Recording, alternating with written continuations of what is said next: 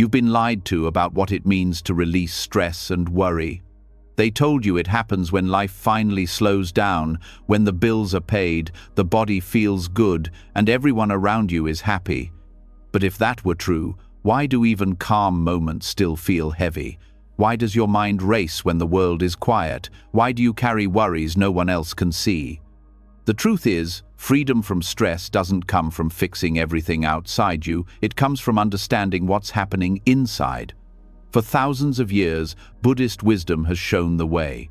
Not through blind faith or endless rituals, but through clear seeing, understanding how thoughts arise, how they fade, and how the storm of worry is only made of passing clouds.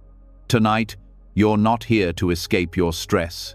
You're here to see through it, to watch it dissolve like mist in morning light. Because when you understand how the mind works, you stop being its prisoner and start becoming its master. As you listen, your breath will slow, your body will soften, and the noise in your head will begin to quiet. You'll remember that nothing you feel is permanent, that calm was never lost, only hidden beneath the noise. This isn't just another track to help you sleep. This is a journey back to your true self, the one that knows how to let go, how to rest, and how to be free from the weight of stress and worry. Are you ready? Let's begin.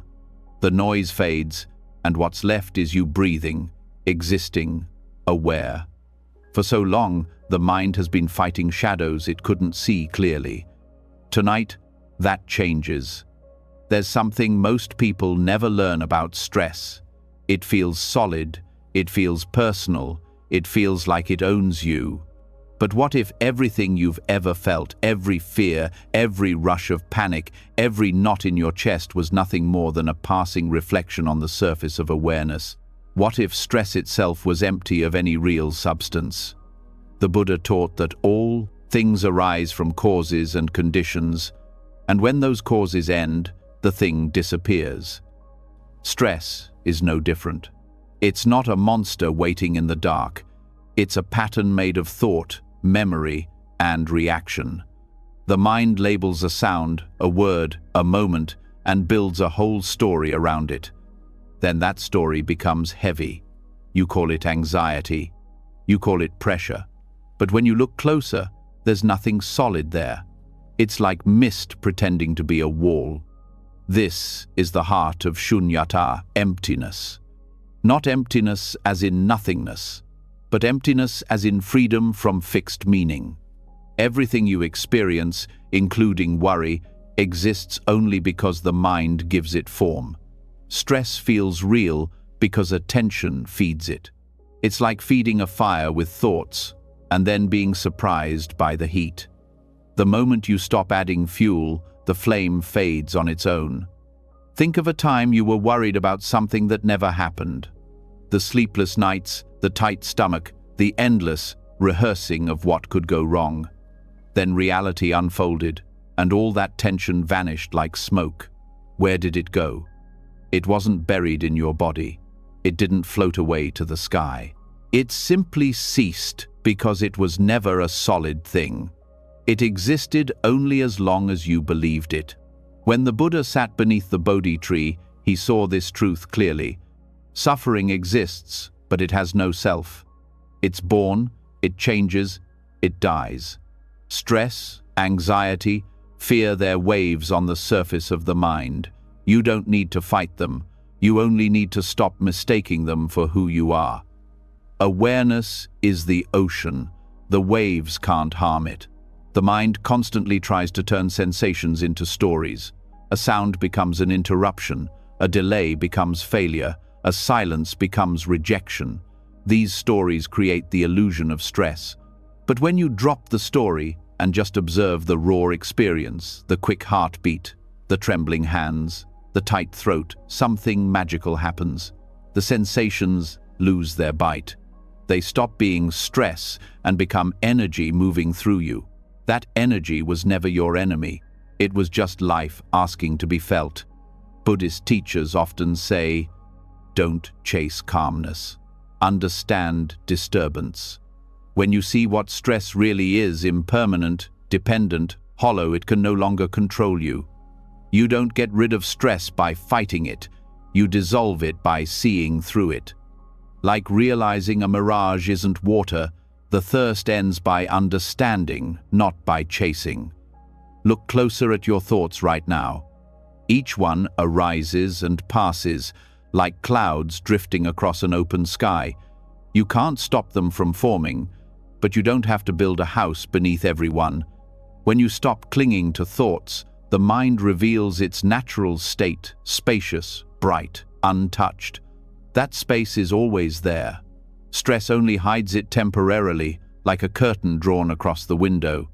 Shunyata invites you to look at your own experience without judgment. Stress feels real because it hooks into identity. My job, my health, my future. The moment you say my, you give it roots. You personalize what was only passing energy. But when you see it as just a pattern, not a person, the roots lose their grip. You begin to sense a quiet beyond reaction, a stillness that doesn't depend on anything. In modern life, we treat stress like a badge of honor. People brag about how busy they are, how little they sleep, how much they juggle. Yet, beneath the noise, there's a deep exhaustion, the soul's hunger for simplicity. Buddhism doesn't tell you to escape life. It teaches you to meet it without distortion. When you understand emptiness, stress doesn't vanish because the world changes. It vanishes because perception changes.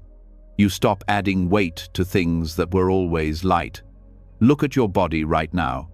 Every breath, every heartbeat is happening without your effort. Life takes care of itself.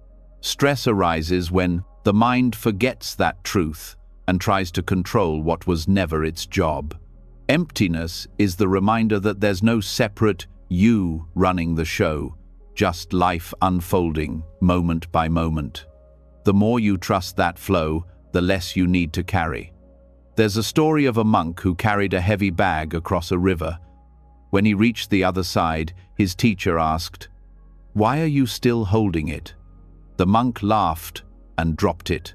That's the whole teaching. Stress is the bag. The crossing is your life. And freedom is simply remembering to let go. You might wonder, if stress is empty, why does it feel so real? Because the mind gives it power through belief. You think a stressful thought, then you believe it, then the body reacts. It's a loop. Thought feeds feeling, feeling feeds thought, until you forget you're the one who started it. But when awareness steps in and sees the loop clearly, it breaks. The thought loses authority, and the feeling dissolves back into space. This is what meditation reveals. It's not about stopping thought, but about seeing thought for what it is: sound without solidity. When you sit and watch the mind, at first it's chaos, but slowly something deeper emerges. The watcher, the pure awareness that doesn't change no matter what appears. That awareness is not stressed, not anxious, not afraid. It's just aware. When you rest there, stress loses its home. Neuroscience even mirrors this truth. Studies show that when people observe their emotions mindfully, the brain's stress response softens. The amygdala, the alarm center, quiets down. Awareness itself changes the chemistry of the body. This is not philosophy, it's direct experience supported by science. So how do you practice this? The next time worry arises, don't rush to fix it. Pause. Feel it fully, without naming it. Ask yourself, what is this made of? You'll notice it's made of sensations, of fleeting thoughts, of breath that comes and goes. None of it stays. None of it defines you. Keep looking until you see through the shape of the worry, like seeing through glass. Once you see it's empty, it can't trap you. In that seeing, a quiet joy appears. Not the loud happiness of success or excitement, but a soft peace born from understanding. You realize you don't need to control the mind to be free. You only need to see its nature. Thoughts will still come, but they'll lose their gravity. They'll float, and you'll float with them, untethered. Buddhist monks often say, "Form is emptiness, emptiness is form." It means nothing you experience is separate from the space that holds it. Stress is form, it arises, has texture, sensation, but its essence is emptiness. You can't find a permanent core in it. It's not solid. Knowing this doesn't make you indifferent. It makes you compassionate, patient, wise. You start to treat your own mind like a child having a nightmare with tenderness, not fear. In daily life, this understanding becomes a shield. When someone criticizes you, you see their words as sound vibrations through air, not personal attacks. When plans collapse, you see it as shifting conditions, not failure. The world doesn't stop being unpredictable, but you stop being shaken by it. That's the power of emptiness. It's not cold detachment. It's the warmth of freedom. You begin to notice that the mind loves to fill space. It can't stand silence, so it creates stories. It says, "You're behind. You're not enough. Something's wrong." But these are just echoes. When you don't feed them, they fade. And in that fading, you discover a truth so simple it almost feels like a secret. There was never anything wrong with you.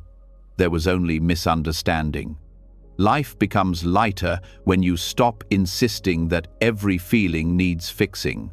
Stress loses its roots when you stop calling it mine.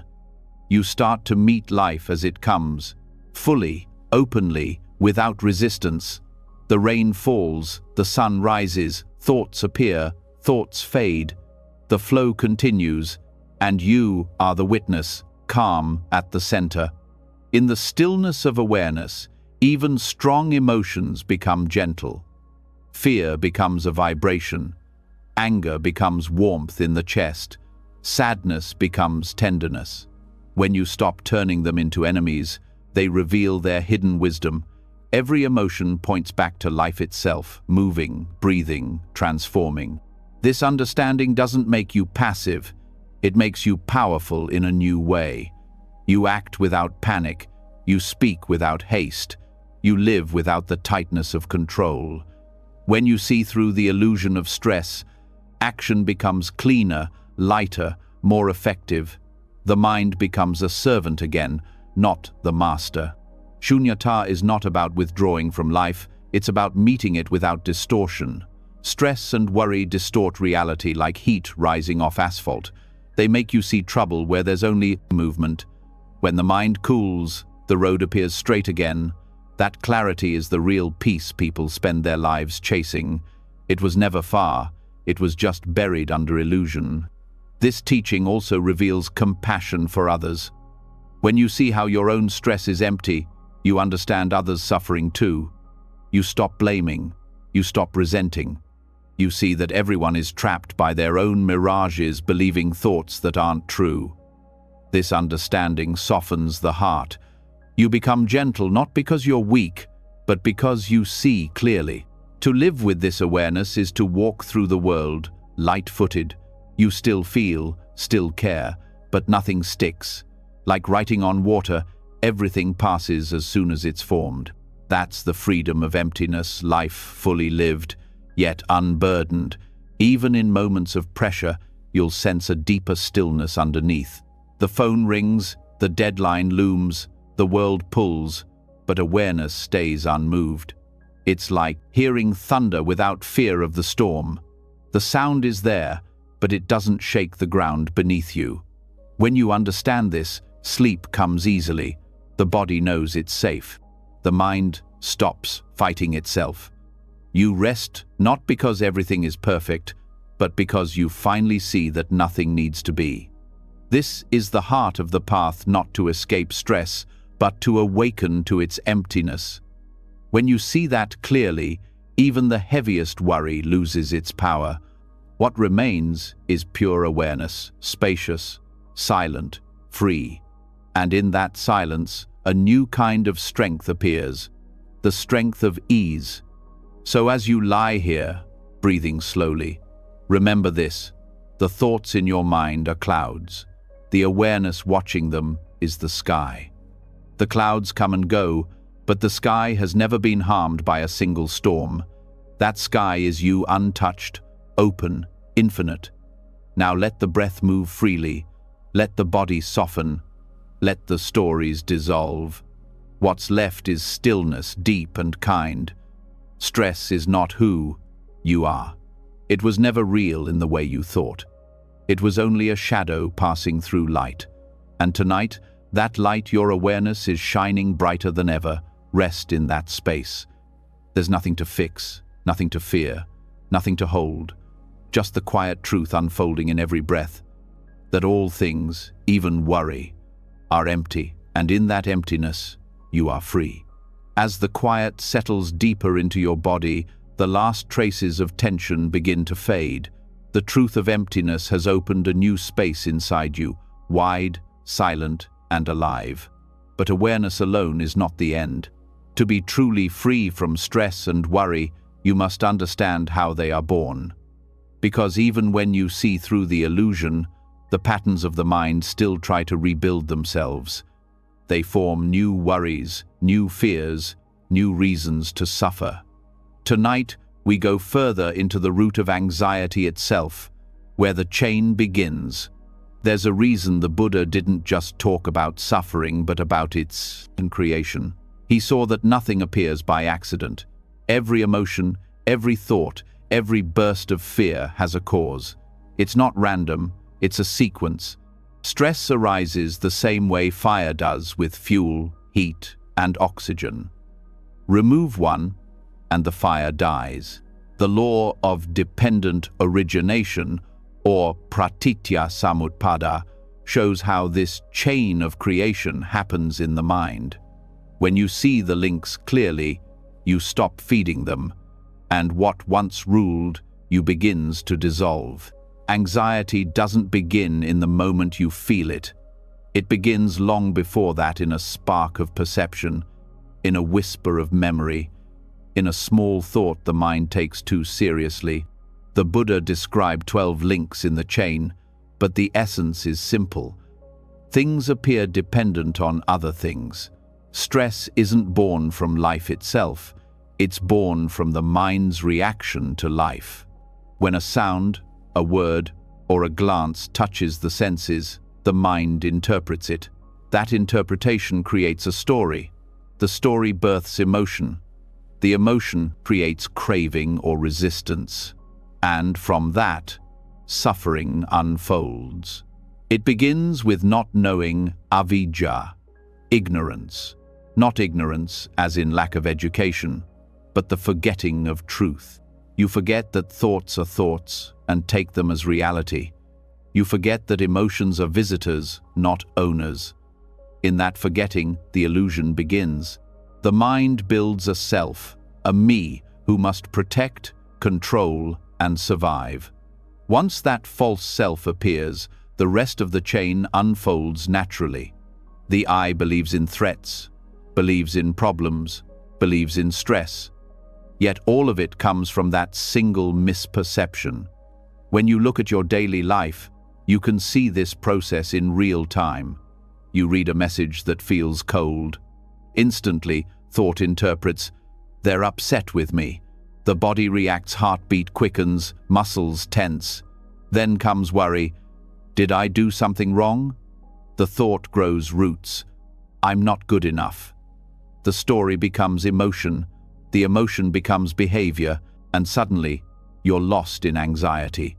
But if you pause at the first spark, if you see that the story is just a thought, the chain breaks.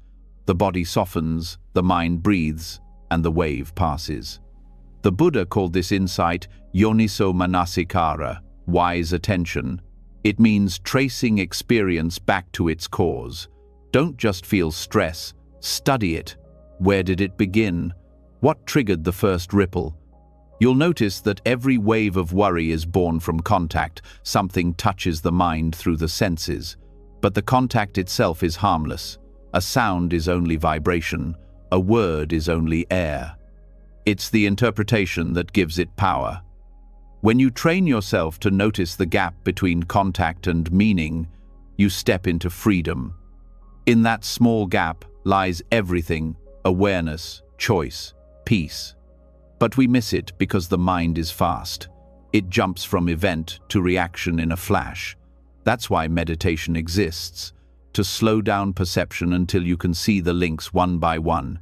When you breathe slowly, observe clearly, you notice how thoughts form, how they pull sensations into their orbit, how they weave a story. You see anxiety being born right before your eyes, and once you see the birth, you understand its death. Dependent origination is like watching dominoes fall. Each piece knocks down the next, and soon the whole pattern collapses. But if you remove even one piece, the chain stops. That's what mindfulness does. It removes the link between sensation and reaction. The sound still happens, the thought still appears, but the identification ends. Without identification, emotion has no anchor. Without emotion, craving and fear lose fuel. The whole structure falls apart. Think about how often stress begins not in the present but in memory.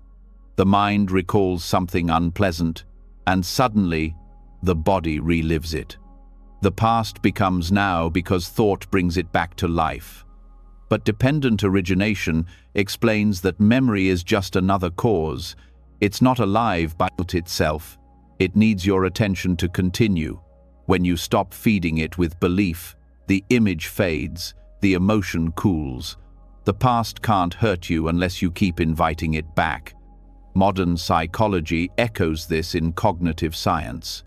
Emotion follows perception. Change perception, and emotion shifts. What Buddhism adds is the understanding that perception itself is conditioned, formed by habit, karma, and belief. Every mind sees through its own lens. One person hears criticism, another hears feedback. The sound is the same, but the meaning differs. Real freedom comes not from controlling what happens, but from understanding the mind that perceives it. When you see that causes are empty too, that even they depend on other causes, something profound happens. You realize there is no single villain to defeat, no single thought to erase. Everything is a web, and in that web, every strand affects another. Worry is just the echo of misunderstanding bouncing through that web. Cut one thread of belief, and the echo stops. In practice, this means paying attention to small beginnings. Most people try to fix anxiety when it's already burning, when the body is tense and the heart races. But by then, the chain has gone far. True wisdom acts earlier. It watches the first signs, the tightening in the chest, the slight unease, the restless thought, and responds with awareness, not judgment. That single act changes everything. You don't need to stop the storm. You only need to notice the wind before it grows. The Buddha compared the process to planting seeds. Every thought, every reaction, every intention is a seed. Some grow into peace, others into stress. But the ground they grow in is the same, the mind. If you keep planting fear, the field becomes dense with weeds. If you plant awareness, the weeds can't take root. Over time, mindfulness becomes the gardener that clears the soil of illusion. At its core, dependent origination teaches responsibility, not blame. It says, you are not guilty for stress, but you participate in its creation. The world doesn't inject anxiety into you. Your mind constructs it in relationship with what happens. This is empowering, because what's made can be unmade. If stress arises from causes, peace arises from wisdom. The moment you understand the pattern, you hold the power to change it. The chain of anxiety thrives on ignorance. When you shine awareness on it, ignorance dies, and the links weaken. You can start anywhere. Some people begin by observing contact, what triggers them. Others start with feeling the moment the heart tightens, others with craving the impulse to escape discomfort. Wherever you start, clarity spreads backward and forward. You see that nothing stands alone. And when nothing stands alone, nothing can imprison you. There's a moment in meditation when you catch the birth of a thought. It rises like a bubble from still water, small, delicate. If you simply watch it, it bursts and disappears. But if you chase it, it multiplies into stories, fears, and regrets. Awareness is the needle that pops the bubble before it grows. That's how you cut the chain, not by force, but by understanding. Anxiety often disguises itself as protection. The mind says, "I'm just preparing. I'm being careful." But underneath, it's the same mechanism, a craving for control. You fear uncertainty, so you build scenarios, strategies, predictions. Yet every time you plan against the unknown, you strengthen the illusion of a self that must control everything. And the more control you crave, the more powerless you feel. This is the cruel loop of anxiety, the mind trying to secure what was never meant to be secured. The Buddha called this tanha, thirst. It's the craving that arises after feeling the urge to hold or push away. When you feel something pleasant, you want more. When you feel something painful, you want it gone. Either way, you're caught. But if you observe the feeling without grasping or resisting, the thirst fades. The link breaks, and suffering ends naturally. This is not suppression, it's wisdom. It's seeing that clinging to comfort or escape only feeds the cycle. You can test this in simple ways. When stress arises, notice how quickly the mind says, "I shouldn't feel this." That thought is the second layer of suffering. The first arrow is discomfort, the second arrow is resistance. When you drop resistance, the pain softens immediately. The experience remains, but without the burden of, "I don't want this." You begin to live with openness instead of battle. Over time, this understanding reshapes the nervous system itself. Modern studies show that when you respond to stress with acceptance rather than resistance, your body releases fewer stress hormones. The breath deepens, the heart rate steadies, and the brain rewires toward calm. Awareness literally changes biology. The Buddha saw this centuries before science confirmed it, that liberation begins not with belief, but with observation. Another key link in the chain is upadana, clinging. Once craving arises, the mind holds on. You identify with the emotion, my anxiety, my fear, my stress. But when you say my, you turn a passing feeling into a permanent self. The illusion of ownership keeps the cycle alive. To let go, you must see that emotions belong to nature, not to you. The rain falls, the wind blows, and thoughts arise. None of them belong to anyone. They simply move through experience. As this insight deepens, compassion naturally grows. You stop blaming yourself for feeling anxious. You stop blaming others for triggering you. You see that everyone is caught in their own web of causes and conditions. This understanding creates patience, the kind that says, this too is a process. The same law that gives rise to stress also allows it to end. When causes cease, so does the effect. In daily life, awareness of dependent origination transforms how you respond. When conflict arises, you no longer react blindly. You see the chain forming perception, feeling, reaction, and you pause. You let the process unfold without jumping in. That pause is liberation in disguise. In that single moment, you step out of the cycle of automatic suffering. You start to live deliberately instead of reactively. The more you practice, the earlier you see the causes. You notice how expectations create pressure, how comparing yourself to others breeds insecurity, how wanting things to be different feeds unease. Each insight weakens a link. Each moment of clarity is like removing a knot from a tangled rope. Eventually, the rope unravels, and what was once tight and painful becomes light and free. Understanding dependent origination also reveals the beauty of interconnection. The same principle that creates suffering also creates joy. Just as anxiety arises from causes, so does kindness, love, and peace. When you cultivate generosity, mindfulness, or compassion, you plant causes for serenity. Every small act of awareness is a new seed that changes the landscape of your mind. This is why Buddhism is called the middle path, not because it avoids life, but because it understands balance. Everything depends on everything else. You cannot isolate one part and call it you. When you see that, you stop taking stress personally. You stop thinking, "Why is this happening to me?" and start seeing, "This is how conditions are unfolding." That simple shift turns drama into understanding, chaos into clarity. In truth, the mind itself is a process, not a thing. It's movement, constant and alive. Anxiety is just one of its motions, no more personal than wind passing through a field. When you see it this way, you don't need to escape the mind. You only need to know it. Awareness doesn't destroy thought, it reveals its transparency.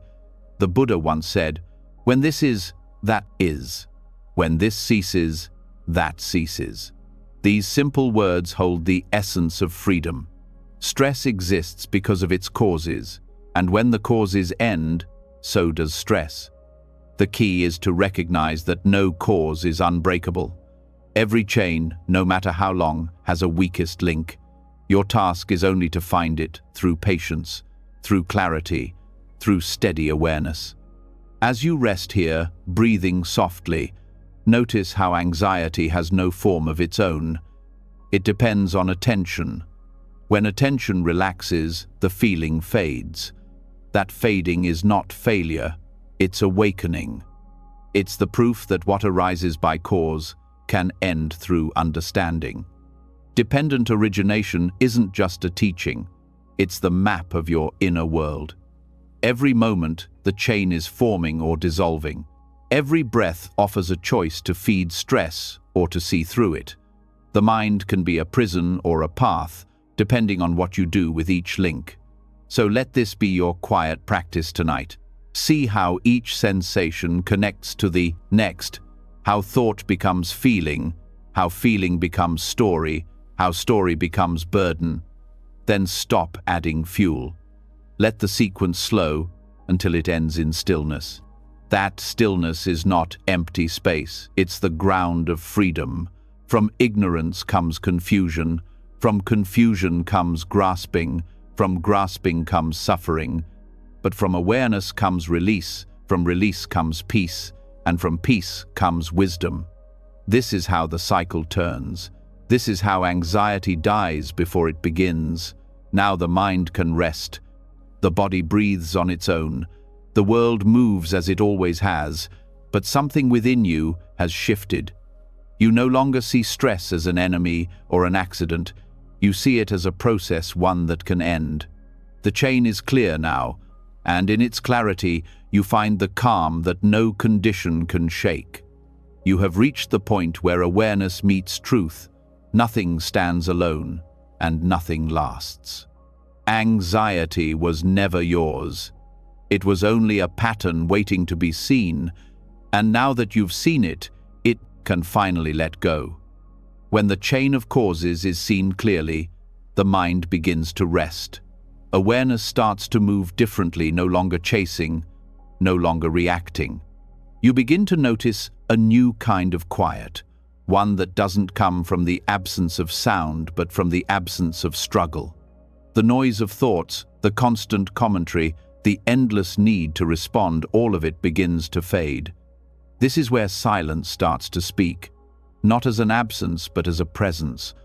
What comes next is not emptiness, but depth, a silence that heals because it understands. True healing doesn't come from adding more noise, more words, or more action. It comes when you stop feeding the storm inside. Most of life's pain is not in what happens, but in how much we react. Every word we throw into an argument, Every thought we repeat in anger, every story we tell ourselves about what's wrong, they all strengthen the noise. Noble silence, or Arya Tunhibhava, is the art of ending that war. It's not just being quiet, it's being still inside. Silence in Buddhism is not a punishment or a retreat from life. It's a way to listen. The world is filled with voices, people's expectations, your own opinions, the endless hum of information. Beneath that, something waits patiently, awareness itself. Noble silence is the doorway to that awareness. When you stop reacting, you start hearing what was always there. You begin to feel the world directly, without distortion. Reaction is the habit of a restless mind. Someone speaks, and you want to reply. A thought appears, and you chase it. A memory rises, and you relive it. Each reaction pulls you further from the center of stillness. But when you practice silence, you learn to pause. You learn to let experience happen without immediately reaching for defense or approval. In that pause, wisdom grows. Think of how many conversations are filled not with understanding but with the urge to be heard. People talk not to connect, but to escape the discomfort of silence. Yet silence is not empty space, it's the womb of clarity. Every deep truth, every moment of insight arises from stillness. The Buddha taught that speech should come only when it brings benefit. Silence is noble because it protects truth from being diluted by noise. In meditation, noble silence is the moment you stop trying to control the mind. You stop explaining, labeling, fixing. Thoughts still come, but you don't talk back. You don't argue with yourself. You let thoughts rise and fall like waves on the shore. The stillness beneath remains untouched. That stillness is the mind's true nature, silent, luminous, awake. When you begin to live this silence, something changes in how you relate to the world. You stop needing to prove anything. You listen more, and not just with your ears, you listen with your whole being. You feel the vibration of another's words, their fears, their longing, their confusion. You respond less, but you understand more. Because real understanding doesn't come from quick answers, it comes from deep presence. This silence is not withdrawal, it's intimacy with reality. It's the end of the filter between you and life. When you stop reacting, you see things as they are, not as your emotions paint them. Anger becomes just energy moving. Fear becomes tightness releasing. You stop defending yourself because you realize there's nothing to defend. Words become tools, not weapons.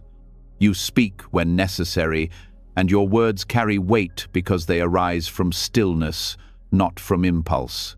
In noble silence, the mind heals itself.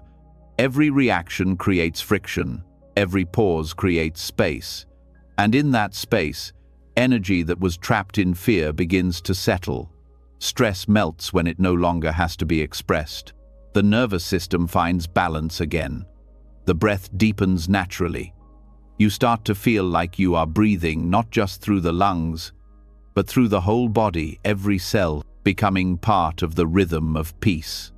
The Buddha often spent long periods in silence. His silence was not avoidance, it was teaching without words.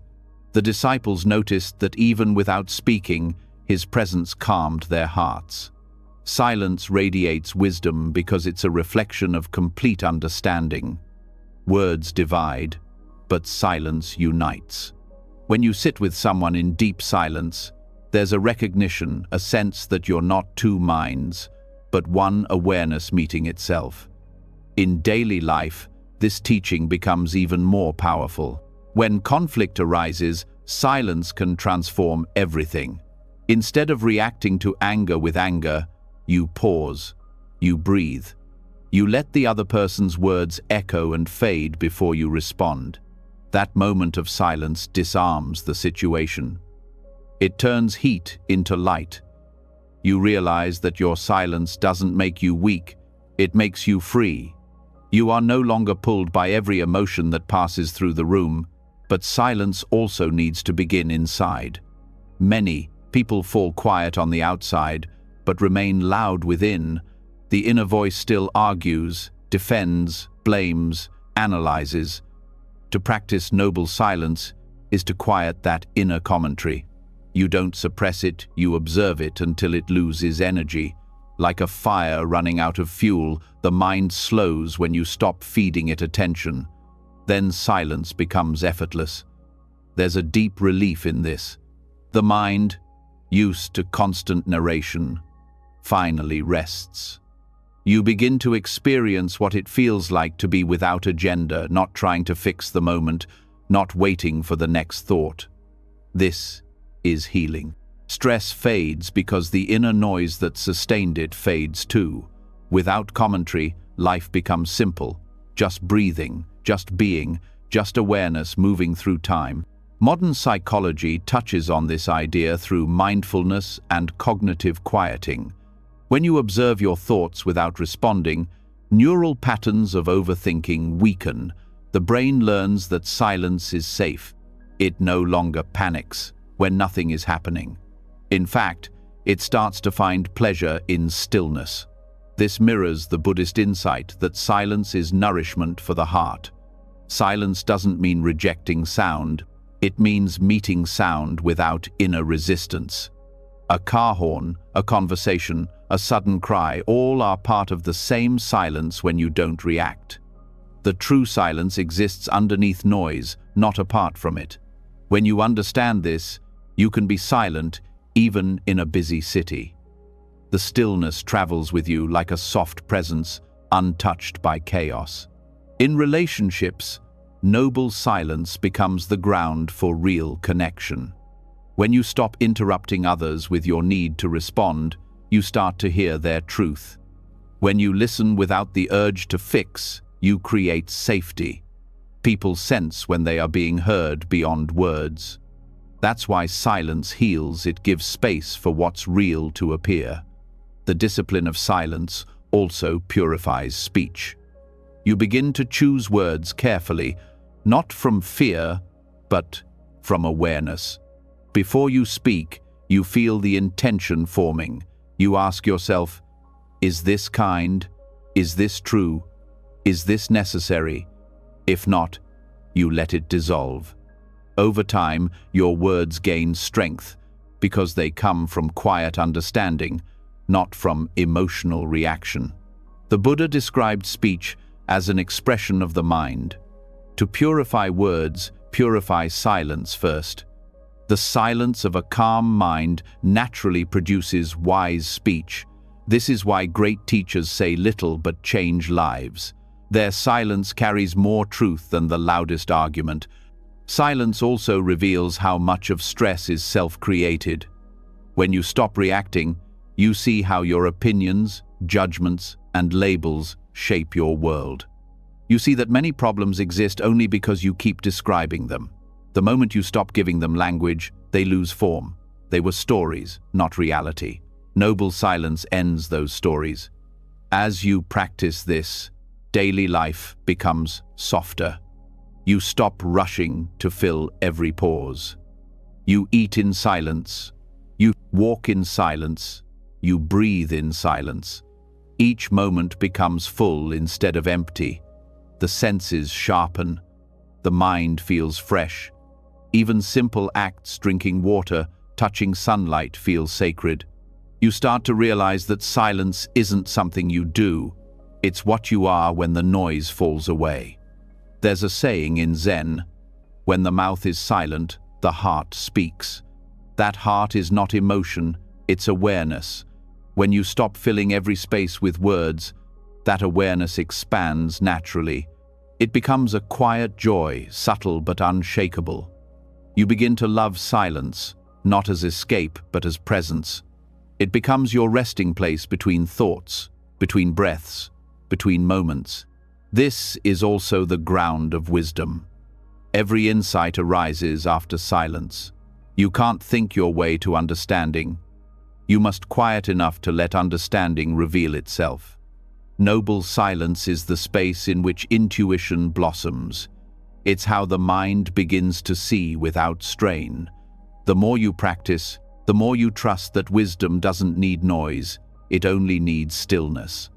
Sometimes silence feels uncomfortable because it mirrors the mind back to you. You start hearing your own restlessness, your unspoken fears. This is the purification process. The silence isn't empty. It's showing you everything you've been running from. Stay with it. Breathe through the discomfort. Eventually, the noise reveals its own impermanence. Beneath it, you find peace that cannot be disturbed. This silence also extends to reaction in thought. When a difficult emotion arises, anger, jealousy, guilt, you don't fight it. You hold silence inside. You allow the feeling to unfold without commentary. You notice the sensations in the body, the heat, the tension, the movement. You let them pass through without adding words. This inner silence is the highest form of non-reaction. It's how emotions transform into understanding.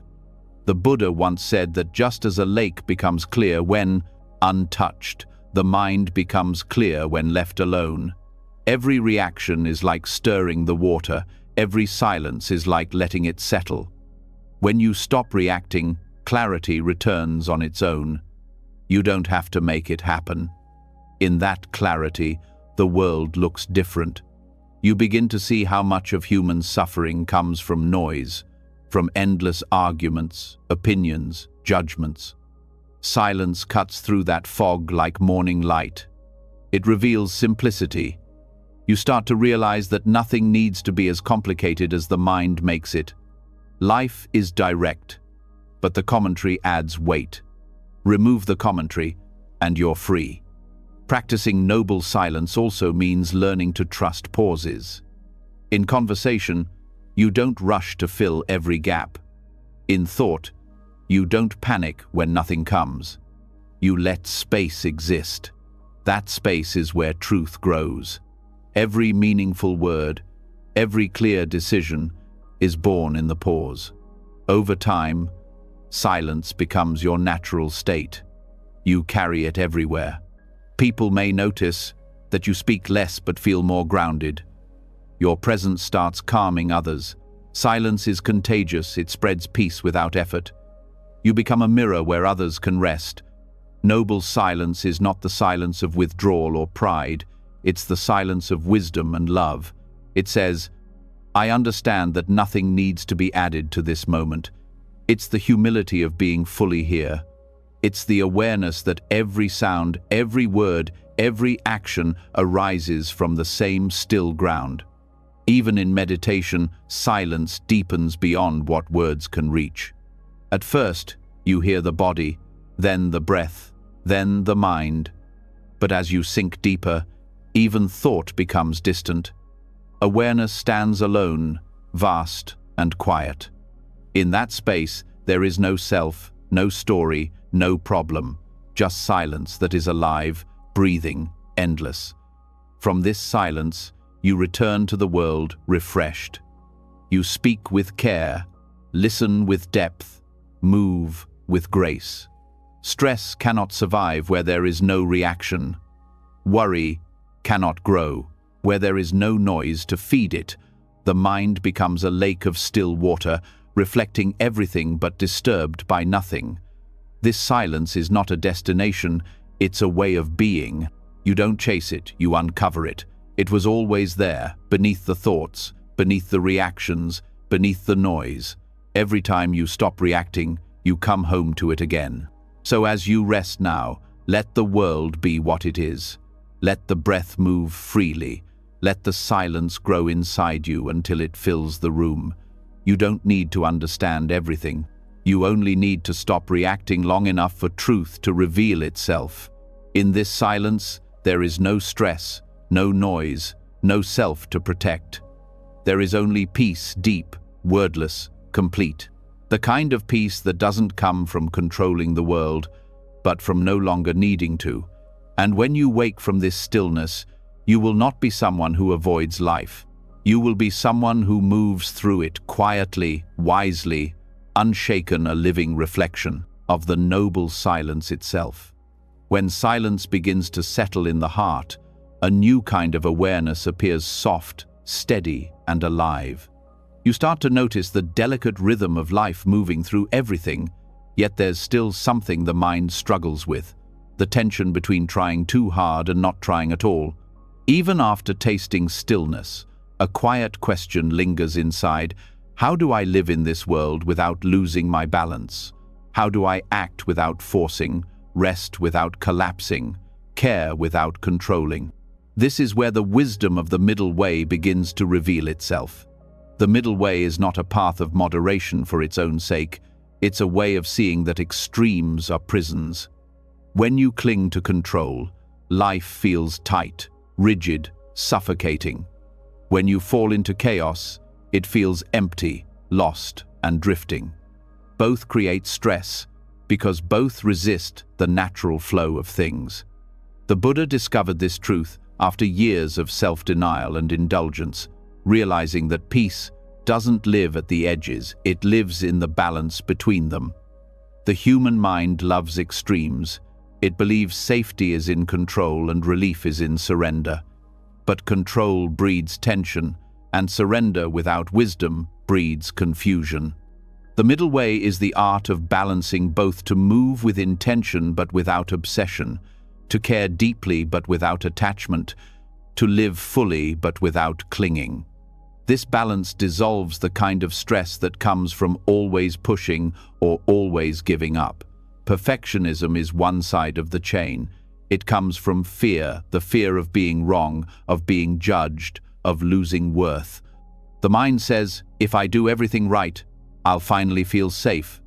But that safety never arrives. The more you control, the more fragile you feel. Because deep down, perfectionism is a battle against reality. Reality changes, people change, results shift. No amount of control can stop impermanence. And yet, the heart keeps trying, hoping that maybe, just maybe, this time will be different. Letting go doesn't mean being careless. It means understanding that control was never real. You can guide, you can plan, you can act wisely, but you cannot control outcomes. You can plant the seed, but you can't command the rain. You can speak truthfully, but you can't decide how others will receive it. The middle way teaches that freedom is not found in making everything certain. It's found in doing your best and letting the rest unfold. There's a deep peace that comes from this understanding. When you release the burden of control, energy returns to the present moment. You start noticing life as it is, not as you want it to be. You start feeling gratitude for small things again, a breath that moves easily, a task completed without rush, a pause between words. Effort and ease stop being opposites. They become partners. To walk the middle way, you must first see how the mind swings between extremes. One day, it's driven planning, fixing, correcting. The next day, it's exhausted, procrastinating, avoiding, escaping. This pendulum of effort and avoidance creates inner turbulence. The Buddha called this the cycle of craving and aversion. Craving says, I must make it happen. Aversion says, I want to disappear. The middle way says, I will act wisely and rest when it's time. When you begin to apply this in daily life, even simple actions change. Working becomes meditation. Resting becomes rejuvenation, not guilt. You begin to act without pushing against yourself. It's like the breath, it expands and contracts naturally. You don't need to force it to happen. You only need to let it follow its rhythm. The same applies to effort. You apply it where needed and release it when the moment passes. Modern stress often comes from confusing discipline with control. True discipline is alive, it adapts. Control is rigid, it breaks. A disciplined mind acts from clarity, not fear. It knows when to move and when to pause. That's why the middle way is not weakness, it's intelligence. It's the wisdom that sees that forcing life only creates resistance, while abandoning effort creates decay. Balance is not static, it's the constant dance between both sides. This path also frees you from comparison. When you live at the extremes, you measure yourself against others constantly. You feel behind, less than, or superior. But balance has no competition. It asks only that you live in alignment with your own rhythm. You start to realize that perfection is not in flawless results, but in harmony when body, mind, and action move as one. The middle way also transforms how you handle emotions. Control tries to suppress them. Chaos drowns in them. Balance allows them to flow. When anger arises, you neither act it out nor bury it. You breathe, you feel, and you let it pass. The emotion becomes a wave, not a trap. This is how peace begins to live inside, even while the world remains uncertain. In the teachings, the Buddha described the middle way as the path that leads to wisdom, not through theories, but through experience. It's how he overcame the suffering that came from both indulgence and deprivation. You can see this principle everywhere in nature, in breath, in seasons. The tree bends with the wind. If it refuses, it breaks. The river moves around rocks. If it fought them, it would cease to flow. Every living thing follows the law of balance, except the human mind, which keeps trying to control the river. So how do you find this balance in your life? Start by observing the tension between doing and being. Notice when you're forcing outcomes, when the shoulders tighten, when the breath becomes shallow, when the mind races to fix everything. Then pause. Ask yourself, what if I didn't control this moment? What if I just met it with presence? That question alone can dissolve half of your stress. Because what you're really craving isn't control, it's peace. The next step is understanding surrender correctly. Many mistake surrender for weakness or apathy, but in truth, surrender is the highest form of strength. It's choosing to let life move through you instead of resisting it. It's knowing that doing your best is enough. It's releasing attachment to results, not effort itself.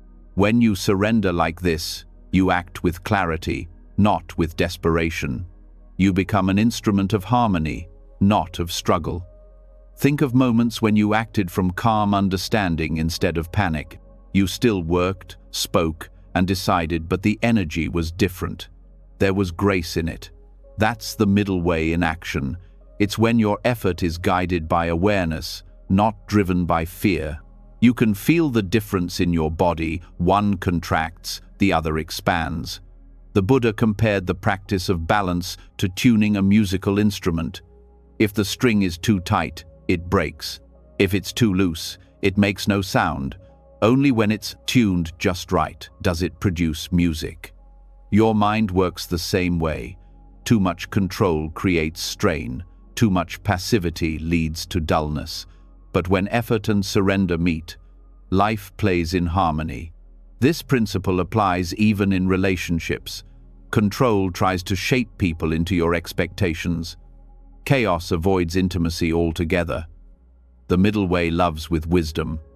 It listens, understands, and gives space for others to be as they are. You learn to guide without forcing, to care without clinging, and in that space, real connection grows. Perfectionism often hides the fear of losing love. The mind says, if I'm flawless, no one will reject me. But the middle way teaches that love doesn't come from performance, it comes from presence. The more you let go of proving yourself, the more authentic your relationships become. People feel safer around you because your peace doesn't depend on their approval. Even in spiritual practice, extremes can trap you. Some people force meditation as if trying to conquer the mind. Others drift into laziness, waiting for peace to appear without effort. The Buddha warned against both. Real practice happens in the middle, steady, gentle, consistent. You show up each day not to achieve enlightenment, but to meet the mind where it is. You learn to trust the process, not the timeline. As awareness matures, you start noticing that the same balance applies to thought itself. Control tries to stop thinking. Chaos lets thoughts run wild. Balance observes them without judgment. You neither chase nor reject them. You see that thoughts are just movements of energy. When you stop fighting them, they pass. That's the power of the middle. It allows everything to move through without leaving residue. This understanding also changes how you pursue goals. The world teaches you to push harder, to grind endlessly, to define worth by achievement. But the middle way teaches alignment instead of struggle. It asks, what if you worked with life, not against it? What if success came from harmony, not exhaustion? When you act from balance, creativity flows naturally. You're more efficient because you're not wasting energy on resistance. Modern neuroscience supports this too. When the mind relaxes but stays alert, it enters a state called flow. It's when musicians lose themselves in music, athletes in motion, writers in words. In that state, there's effort without effort, awareness guiding action. This is the modern reflection of the middle way. It's not mystical, it's natural. It's how the brain functions best when freed from stress. The deeper you walk this path, the more you realize that balance is not something to achieve, it's something to remember. You were born balanced. Watch a child play full of energy, yet unburdened by perfection. They fall, laugh, and continue. The mind later forgets this wisdom, burdened by fear and expectation. The middle way is simply the art of remembering what you once knew how to move with life, not against it. This way of being also transforms how you face uncertainty. Control fears the unknown, chaos hides from it. Balance steps forward with curiosity. It trusts that not knowing is not danger, it's possibility. When you stop demanding certainty, life opens. You stop rehearsing disasters in your head. You start responding to reality as it unfolds, instead of reacting to what you imagine. That's when anxiety loses its power. To live this way doesn't mean life becomes perfect. It means your relationship with it changes. You stop swinging between overdoing and giving up. You stop chasing happiness and start embodying contentment. The middle way brings the kind of strength that looks effortless from the outside because it flows from understanding, not from struggle. This balance is also reflected in nature's rhythm, the balance between day and night, work and rest, giving and receiving.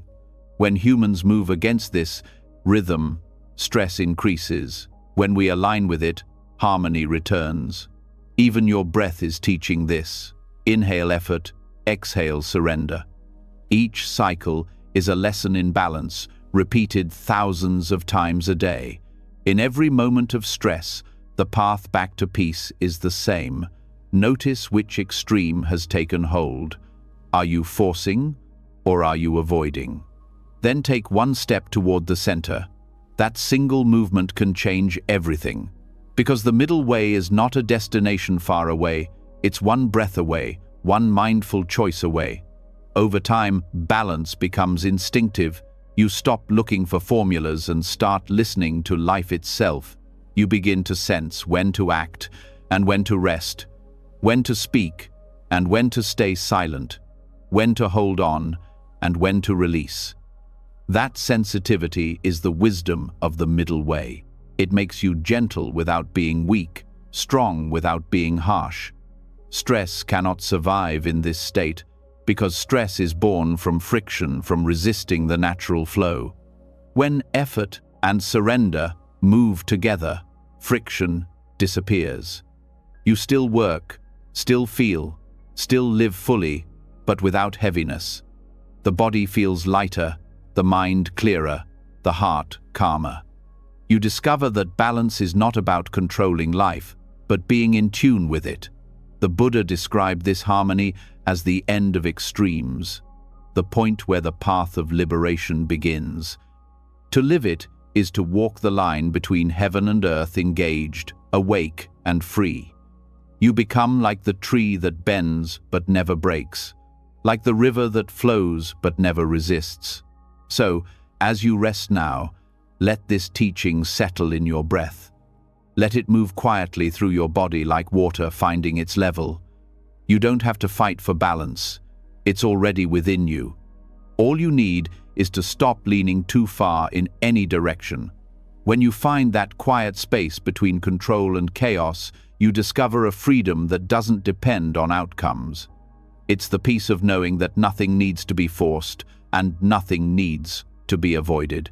Effort and ease become one motion, the rhythm of life itself. And in that rhythm, you no longer live in tension, you live in flow.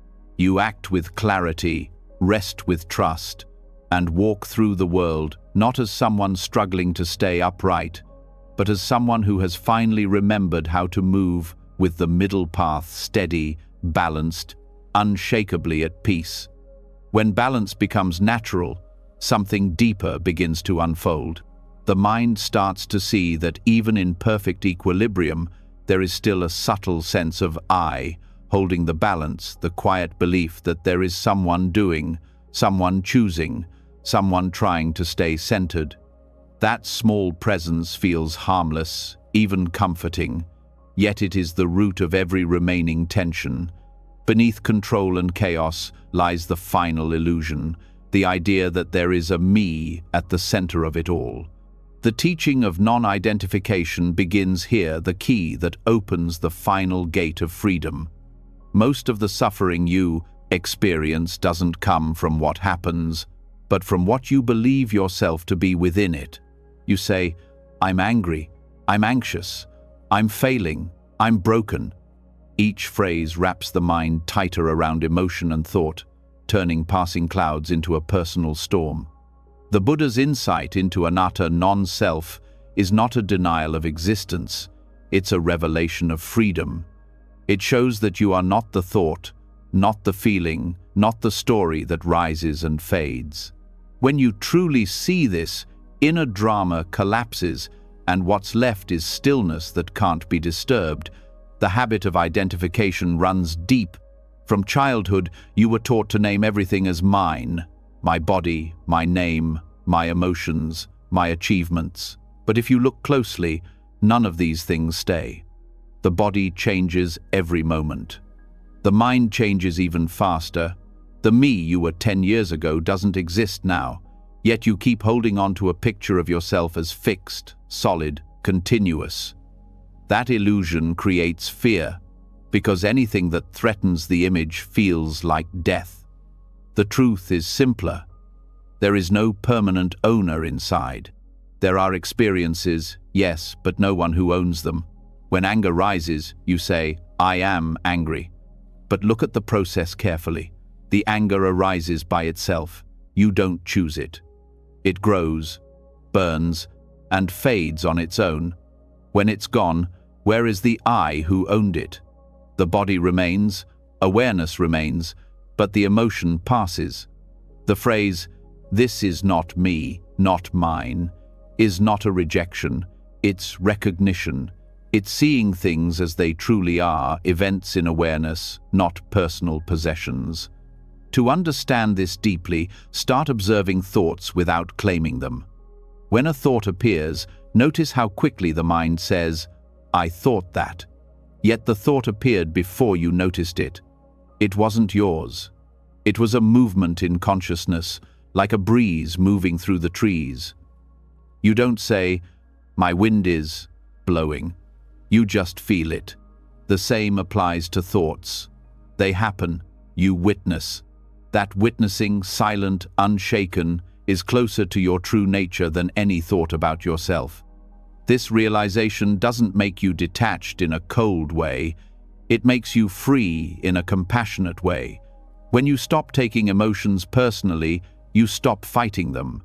Sadness can be there, anger can be there, but they are no longer marks of failure. They are simply waves passing through awareness. You start to meet each emotion with kindness, because you no longer confuse feeling pain with being pain. Non-identification doesn't mean denial. You still experience life fully: laughter, grief, joy, loss, but without clinging to the sense of mine. You still act, speak, love, create, but there's space inside those actions. There's no longer the tightness of I must win, I must protect, I must prove. You act because action is natural, not because it defines who you are. This shift is the quiet liberation the Buddha pointed to: freedom in the midst of ordinary life. Consider how stress begins. Something happens, a thought appears, and then the mind says, "This affects me." The identification turns experience into ownership. The event becomes personal, and pain follows. But when you meet experience with awareness instead of identification, the link breaks. You see that the event is simply happening in consciousness, not to an owner. You can respond wisely without getting entangled. This insight can be applied even to the body. The body is often the strongest point of identification. You call it me. But look closer. The body changes without your permission: breath, heartbeat, digestion, aging, healing. It follows its own laws. If you were the body, you would control every process, but you don't. The body belongs to nature, not to you. When this is seen, fear of death begins to fade. Death is not the end of a person, it's the continuation of natural change. The body returns to earth, awareness remains timeless. When you live identified with the body or the mind, you're always under threat. Illness, aging, rejection all become attacks on the self. But when you see that there is no fixed self, these experiences lose their sting. Pain can still appear, but suffering, the mental resistance, weakens. The Buddha called this freedom from I-making and mine-making. It's the end of carrying the world on your shoulders. The practical way to cultivate this is through deep mindfulness. Watch how the mind creates identity moment by moment. A thought appears. I'm tired. Pause. Who is tired? The body feels fatigue. The mind notices it, but is there truly a me that owns the tiredness? When you look directly, the ownership dissolves. The experience remains, but without the label. It's just tiredness moving through awareness. At first, this may feel strange, even unsettling.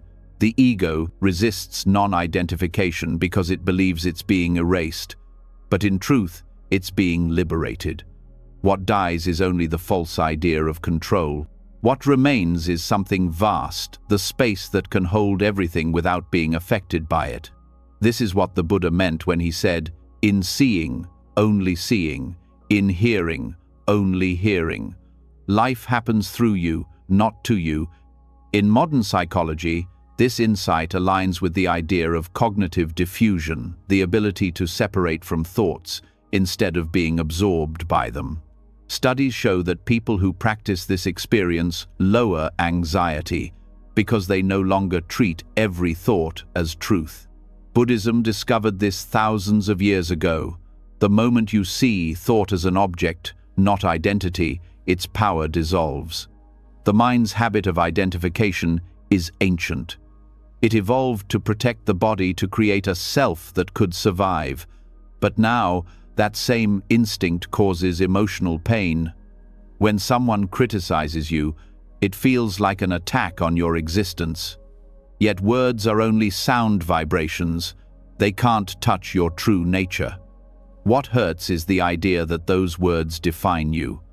When that idea is seen through, criticism loses its bite. Praise loses its hold too. You become steady, not arrogant, but grounded in reality. Freedom from identification also transforms relationships. Most conflict arises because people defend the image of themselves. One person says something that touches another's ego, and reaction explodes. But when you stop identifying with that image, you stop needing to defend it. You listen more deeply, speak more gently, and respond from wisdom rather than pride. This doesn't make you passive. It makes you peaceful. You act when needed, but without aggression or fear. In spiritual practice, this insight deepens meditation. When you stop identifying with thoughts, meditation ceases to be a struggle.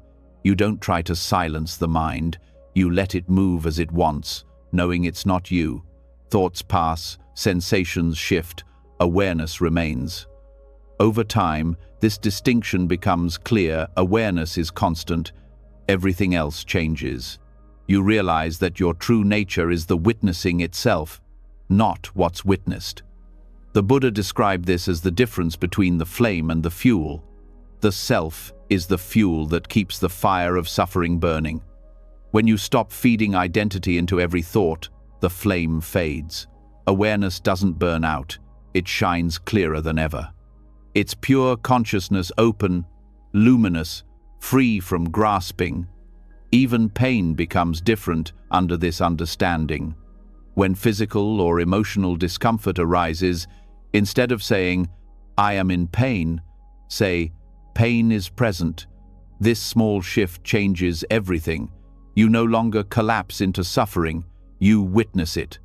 The body might hurt, but the mind remains at peace. This is not denial, it's clarity. You acknowledge the reality of pain without losing your freedom to see beyond it. Non-identification also frees creativity. When the self loosens, expression flows. You're no longer trapped by fear of judgment or need for perfection. You create because it's natural to express, not because you want to prove something. This freedom brings freshness to everything you do.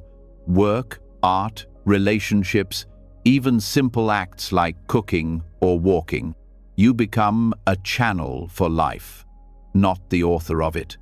In everyday stress, you can practice this by noticing when I appears in thought. I'm so stressed, I can't handle this.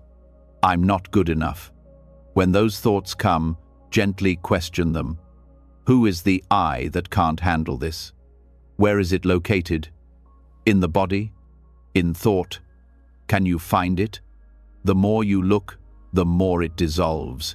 You find sensations, ideas, memories, but no fixed self. Seeing this again and again weakens the illusion. This insight is also the root of compassion. When the walls of self loosen, you start feeling the world's pain as your own, but without drowning in it. You understand that others act out of their own conditioning, just as you do. Forgiveness becomes natural. You see anger in others as the same energy that once burned in you. You stop judging because you see that no one is truly in control of their conditioning. Everyone is learning, everyone is unfolding. The phrase, "not me, not mine," doesn't remove love, it purifies it. Love without ownership is the highest form of connection. When you love without needing to possess, you allow others to be free. When you help without expecting gratitude, your actions become pure. This is the compassion of the awakened heart, love without me and you, just love flowing through awareness. This freedom also changes how you experience success and failure. When you identify with achievements, success inflates the ego and failure crushes it.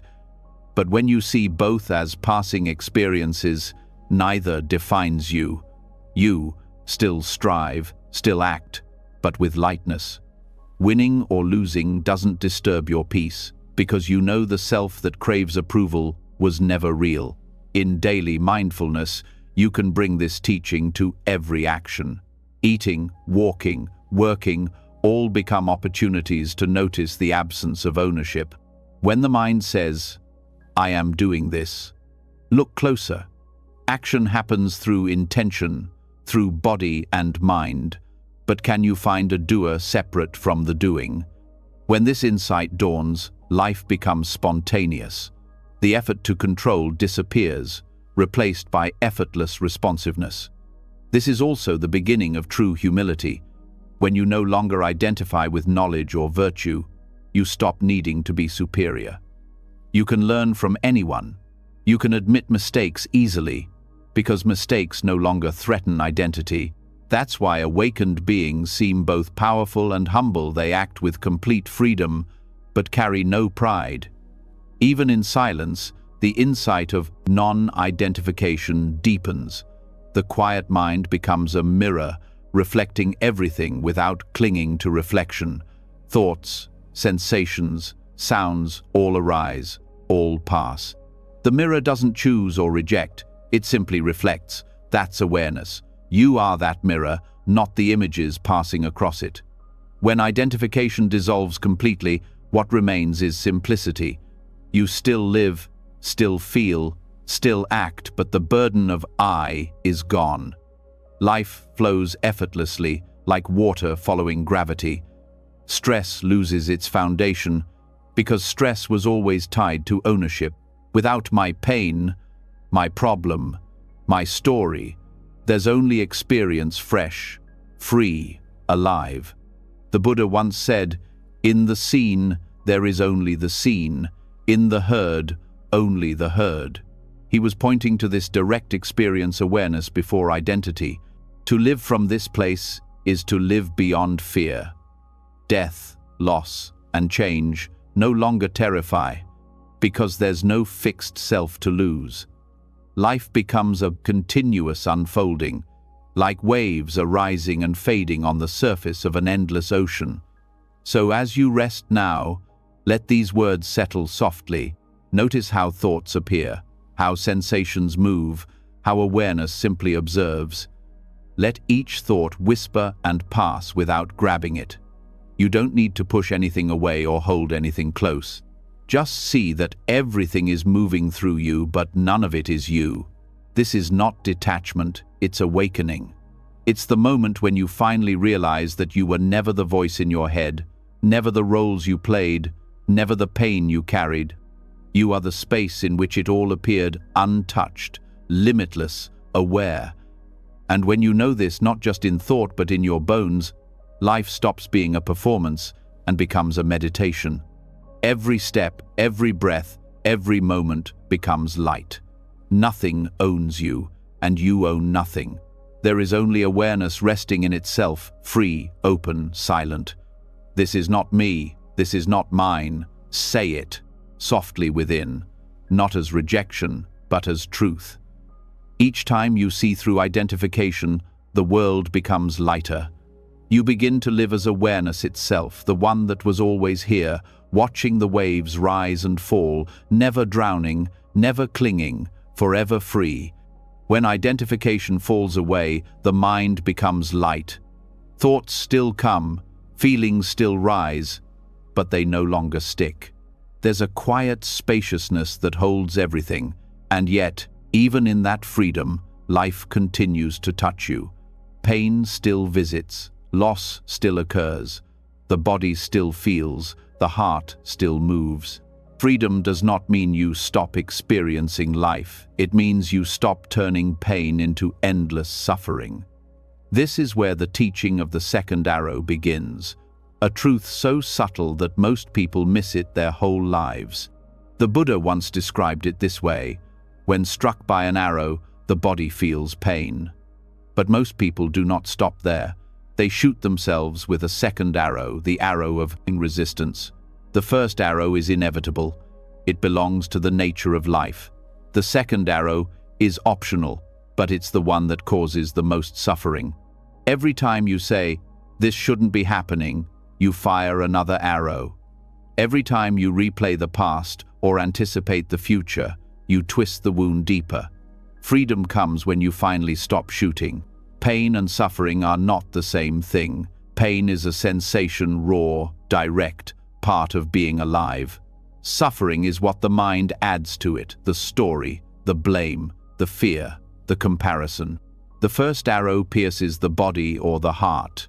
The second pierces the mind. The second arrow says, "Why me? This isn't fair. It will never end." It's the voice of resistance trying to make the world fit its expectations. And yet, no thought has ever changed what has already happened. The struggle only multiplies what you feel. To understand this deeply, begin by seeing how often you resist what is. The traffic jam, the rude comment, the pain in your back, the memory of loss each time you push against the moment, tension appears. The body tightens, the breath shortens, the mind hardens. That tension is the second arrow. Awareness doesn't ask you to like pain, it asks you to stop adding to it, to let the first arrow be what it is, without creating another. Most people live their whole lives firing arrows at shadows, arguing with reality, trying to control what cannot be controlled. But pain is not the enemy. The Buddha never promised a life without discomfort. He offered the path to peace within it. When you meet pain with awareness, you discover that it can exist without destroying your peace. The body may ache, the heart may ache, but the awareness behind them remains untouched. That awareness is the space where healing begins. This understanding doesn't mean you become passive. It means you stop fighting what's already true. If there is pain, acknowledge it. Feel it directly without the commentary. The mind will want to explain it, justify it, fix it. That's the reflex of the second arrow. But if you stay with the raw experience, the pressure, the heat, the vibration, you'll notice something surprising. Sensations move, they rise, peak, and pass.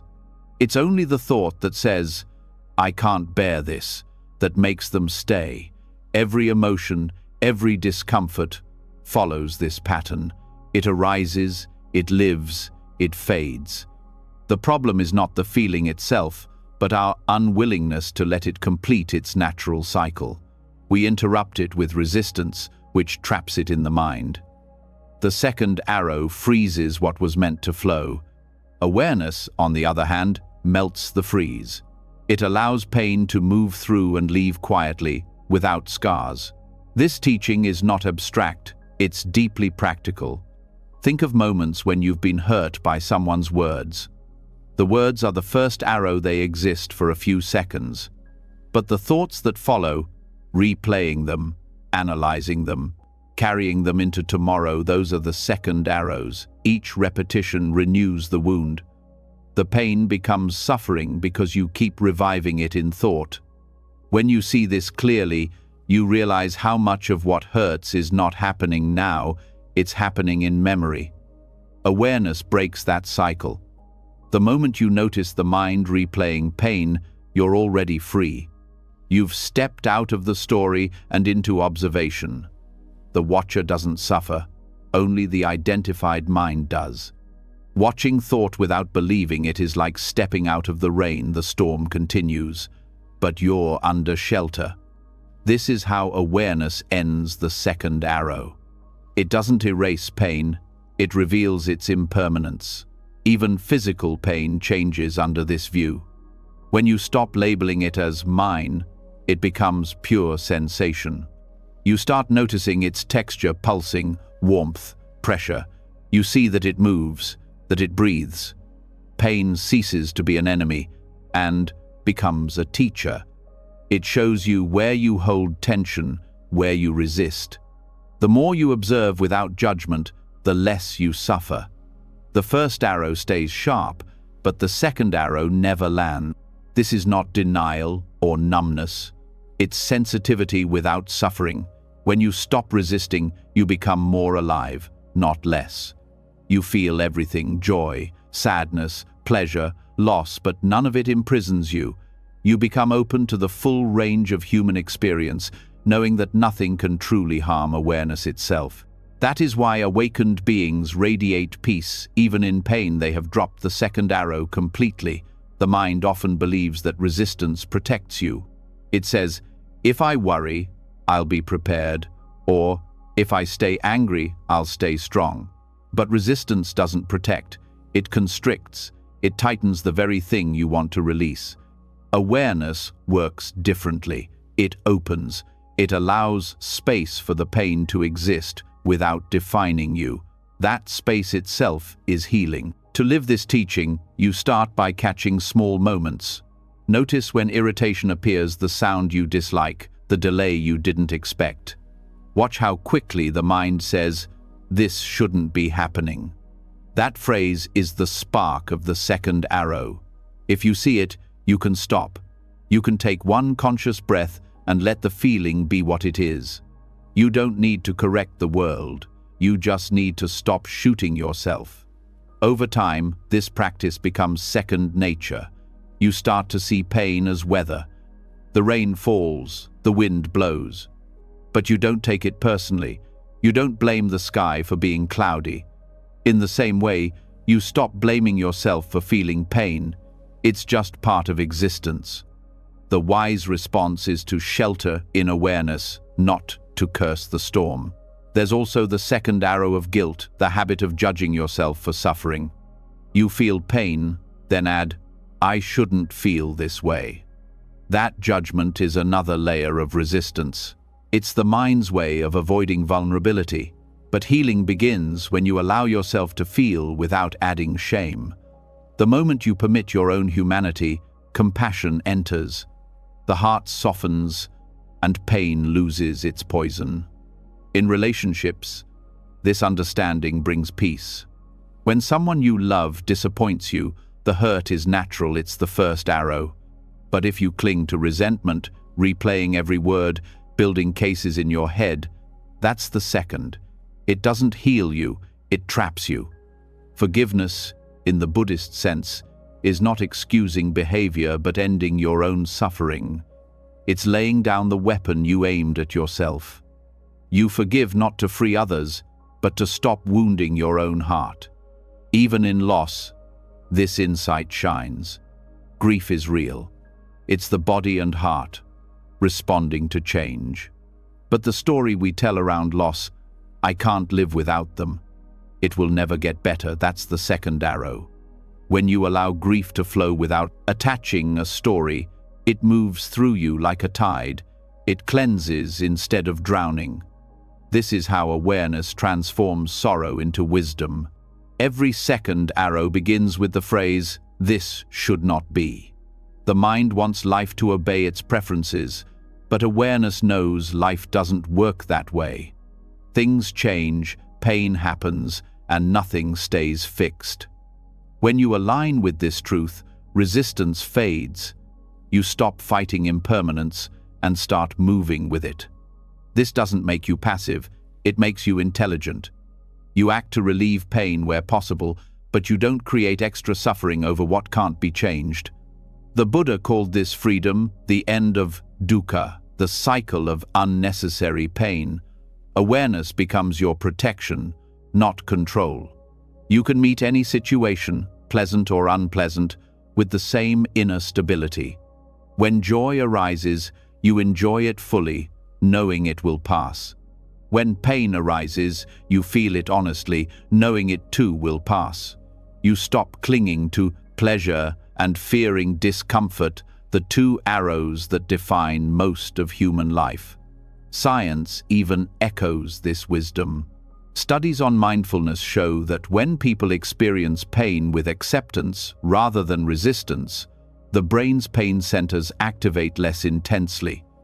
The mind literally feels less pain when it stops adding judgment.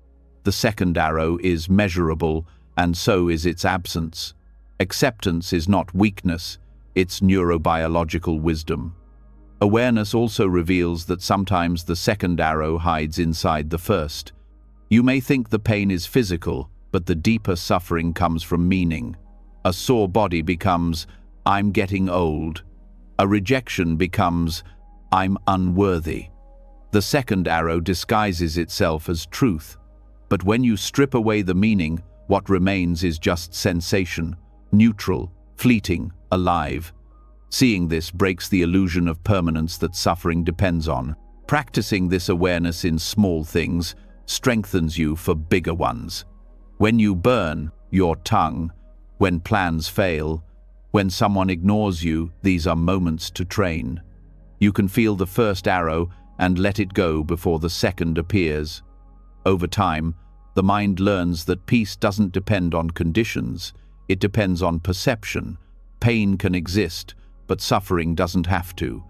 This also changes how you help others. When you see people in pain, you no longer rush to fix them, you sit with them. You hold space without adding your own second arrow of worry or guilt. True compassion doesn't resist another's pain. It witnesses it with tenderness. That presence itself is medicine. In the deepest sense, letting go of the second arrow is about trusting life. Trusting that you can meet each moment as it comes, without control, without fear. It's remembering that awareness itself is never harmed. You've already survived countless arrows, heartbreak, illness, disappointment, and yet awareness is still here, untouched. That realization gives courage. Even death, the ultimate first arrow, loses its terror when you see this clearly. The body feels pain, the heart feels fear, but awareness remains untouched. The second arrow of panic, of clinging, can be released even in that moment. Many Buddhist masters died smiling, not because death was easy, but because they stopped resisting what is. The end of resistance is the end of fear. To live without the second arrow is to live gently. You still feel everything, but you don't carry it. Pain visits, you welcome it and let it leave. Joy visits, you welcome it and let it leave. The heart stays open, the mind stays free. This is the true meaning of equanimity, balance, born not from control, but from surrender. You can begin right now. Notice any discomfort in your body or emotion in your heart. Instead of trying to fix it, say quietly, "This is the first arrow." Then look for the second, the thoughts, the judgments, the stories. See if you can let them drop. Stay with pure awareness. The moment you do, the burden lightens. In this space, life becomes simple again. Pain, pleasure, loss, gain all flow through like waves across a still sea. The sea doesn't reject the waves, it holds them all. You are that sea. Awareness has always been vast enough to hold every arrow without breaking. The practice is to remember it. So, as you rest now, let the breath carry away resistance. Let the body soften around discomfort. Let thought settle without feeding it. There's nothing to fix, nothing to fear. Pain is part of life. Suffering is not. The first arrow will come and go, but the second arrow is in your hands. You can choose to put it down, and when you do, a new kind of peace fills the heart, not the peace of avoidance, but the peace of understanding. The mind becomes spacious, the body lighter, and life flows, as it always has, full of change, yet free from the sting of resistance. You wake up to a truth so simple it feels like a secret. Pain is real, but suffering was always optional. When you stop firing the second arrow, something inside you grows quiet.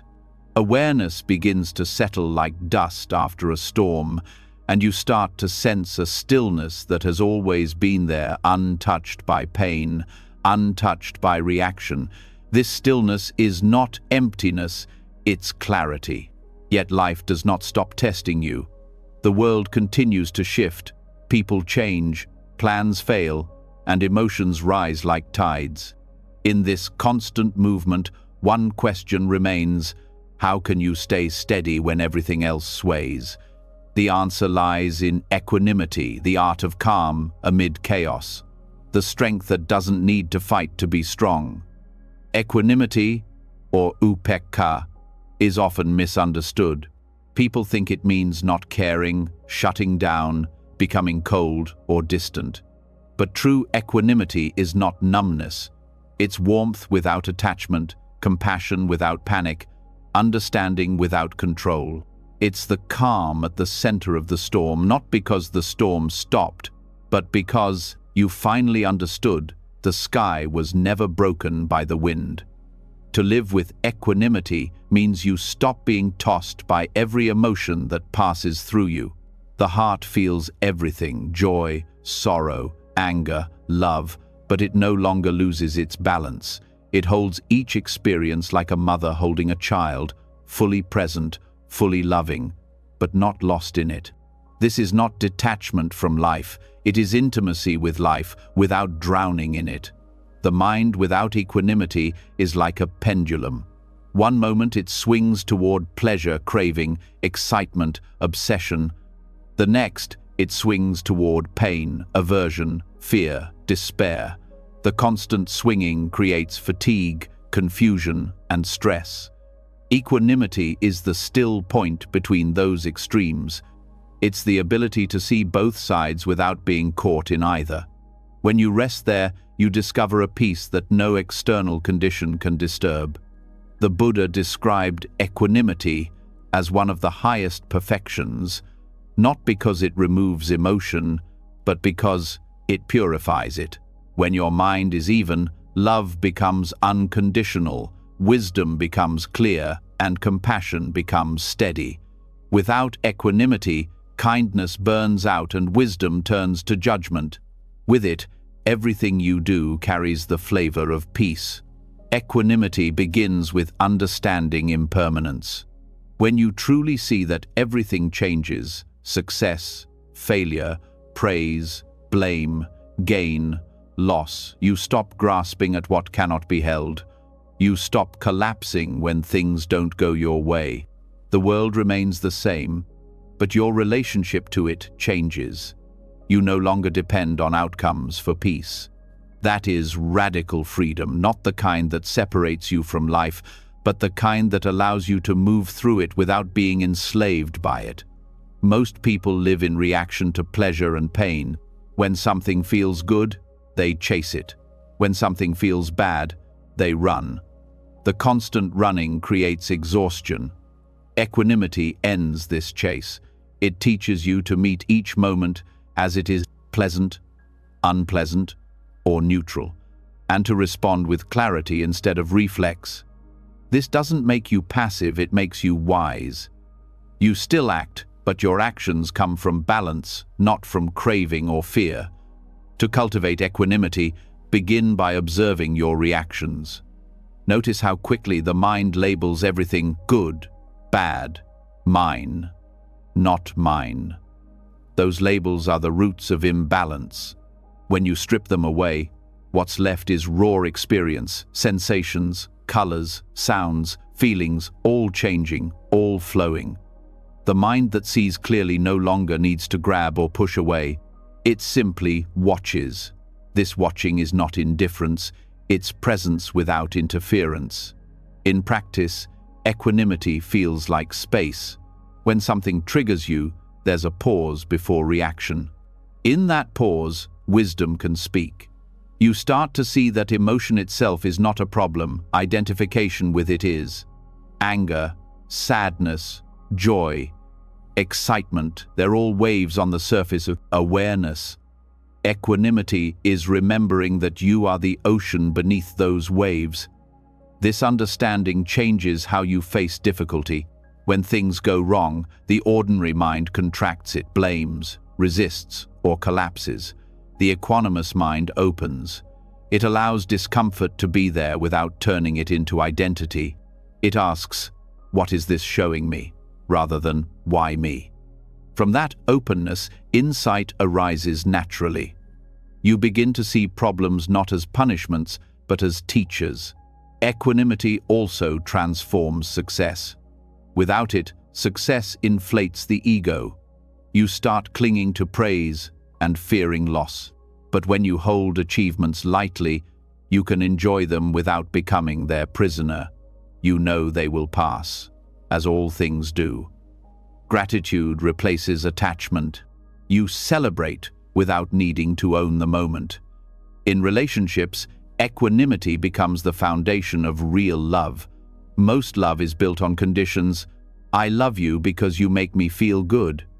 But when the feeling fades or expectations break, conflict begins.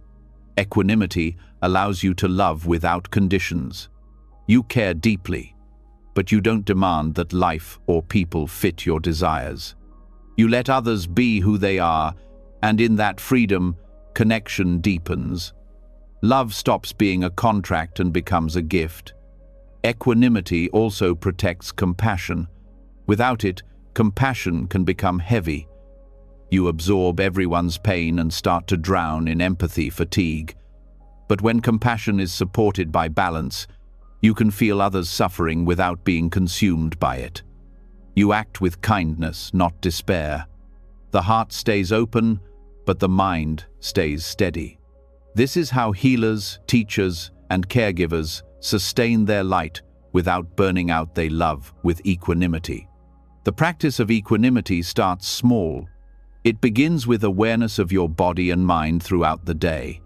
When discomfort arises, a headache, a delay, a harsh word, notice it and breathe.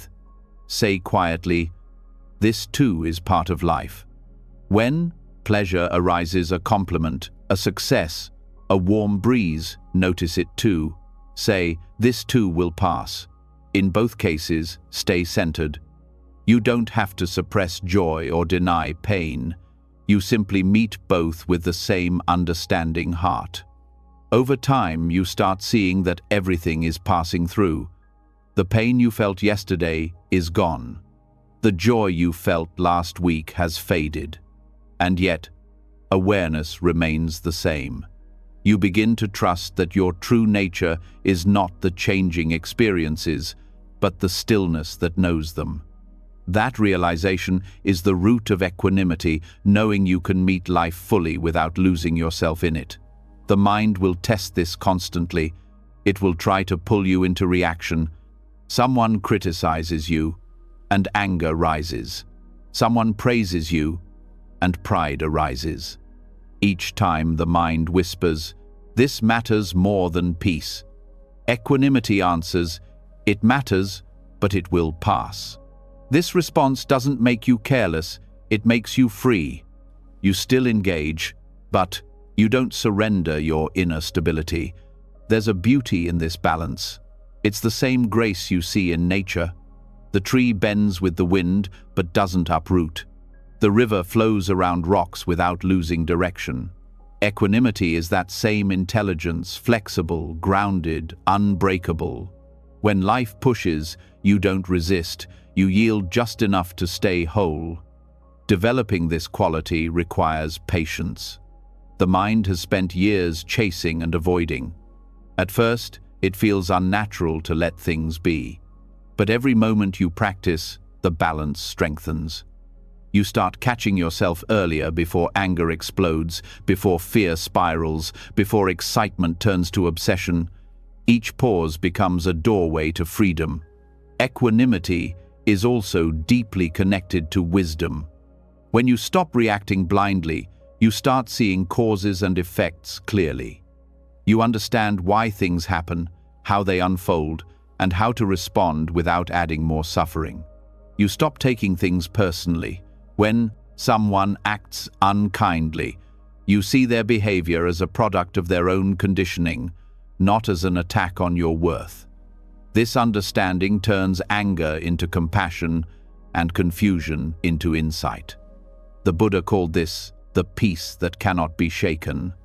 It's not a fragile calm that depends on circumstances. It's an unbreakable steadiness that grows from deep understanding.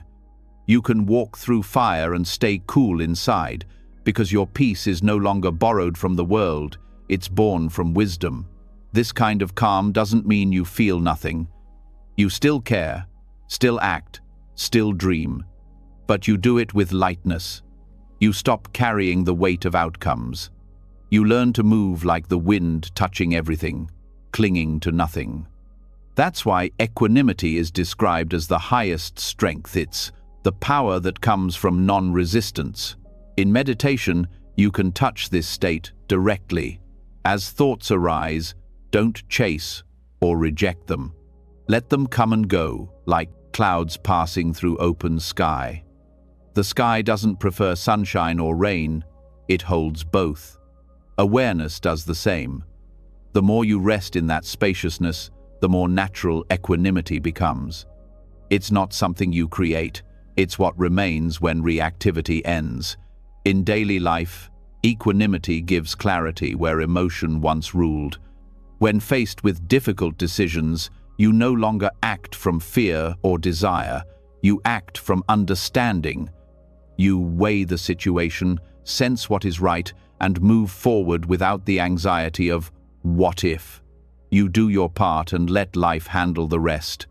This way of living brings quiet confidence, not arrogance, but trust in awareness itself.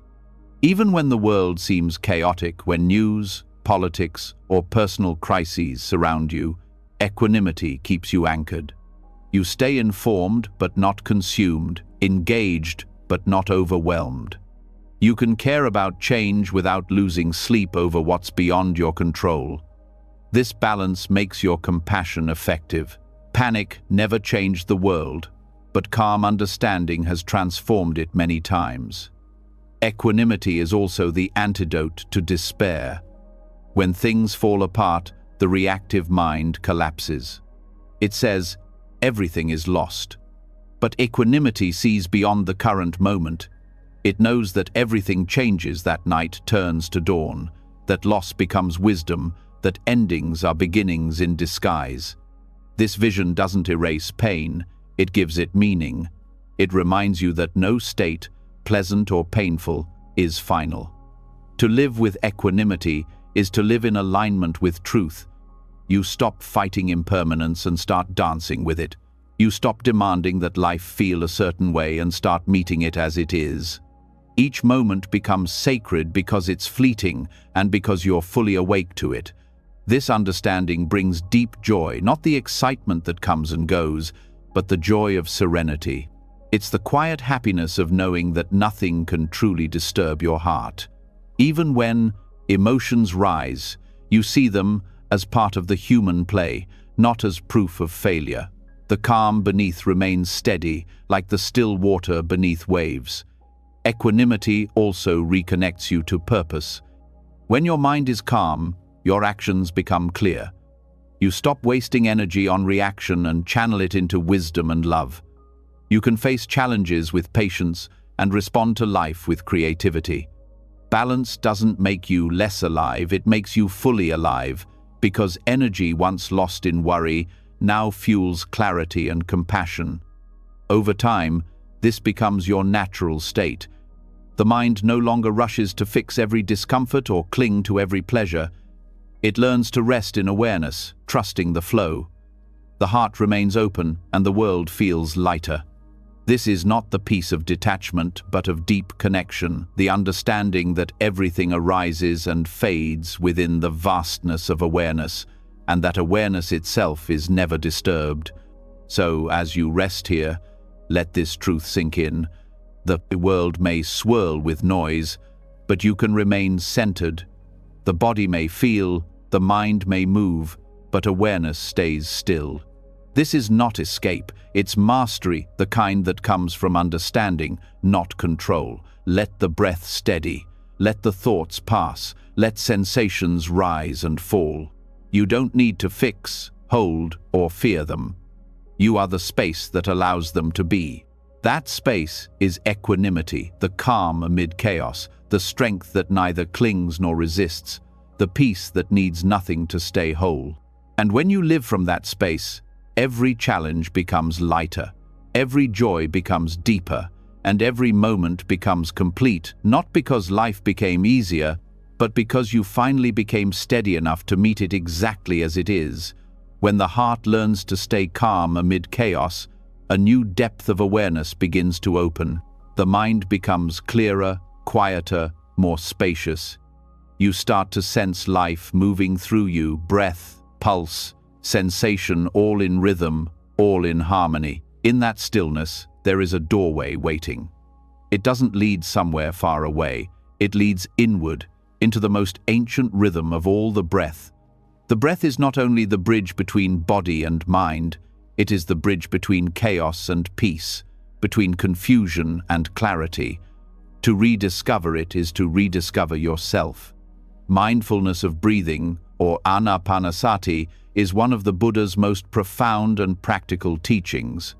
It seems simple: inhale, exhale, notice, but within this simplicity lies everything you need to transform the mind. Breathing is not just a survival mechanism, it's a living teacher. Every breath speaks the truth of impermanence, of presence, of letting go. Every inhale is a beginning, every exhale is an ending. When you learn to follow this rhythm consciously, life itself starts to slow down, and peace begins to rise from the very core of your being. Many people breathe, but very few are aware that they are breathing. The body does it automatically, but the mind is rarely there. Most of the time, breathing happens in the background while thoughts rush ahead. That's why the mind feels restless and fragmented. To be mindful of the breath is to return home, to come back to the only moment that ever truly exists, the present one. The breath is a mirror of the mind. When the mind is agitated, the breath becomes shallow and quick.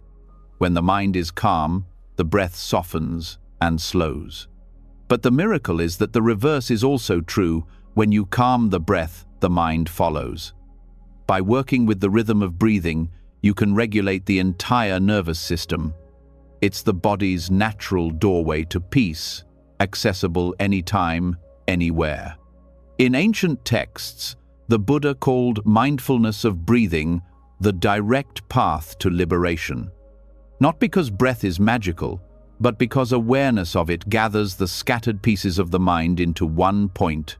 When you rest your attention on the breath, thoughts begin to lose their power. The endless pull of past and future weakens, and you enter the simple truth of now. Start by observing how your breath feels. Don't try to control it, just notice it. Feel the cool air entering the nose, the chest expanding, the warmth leaving the body. The more you pay attention, the more subtle details appear: the pause between inhale and exhale, the shift of energy across the body. Awareness begins to refine itself, becoming sharper yet gentler. The breath teaches you how to be present without force. At first, the mind will wander. It will chase thoughts, memories, and plans. This is not failure. It's the mind revealing its nature. The practice is not to silence thought, but to return again and again to the breath.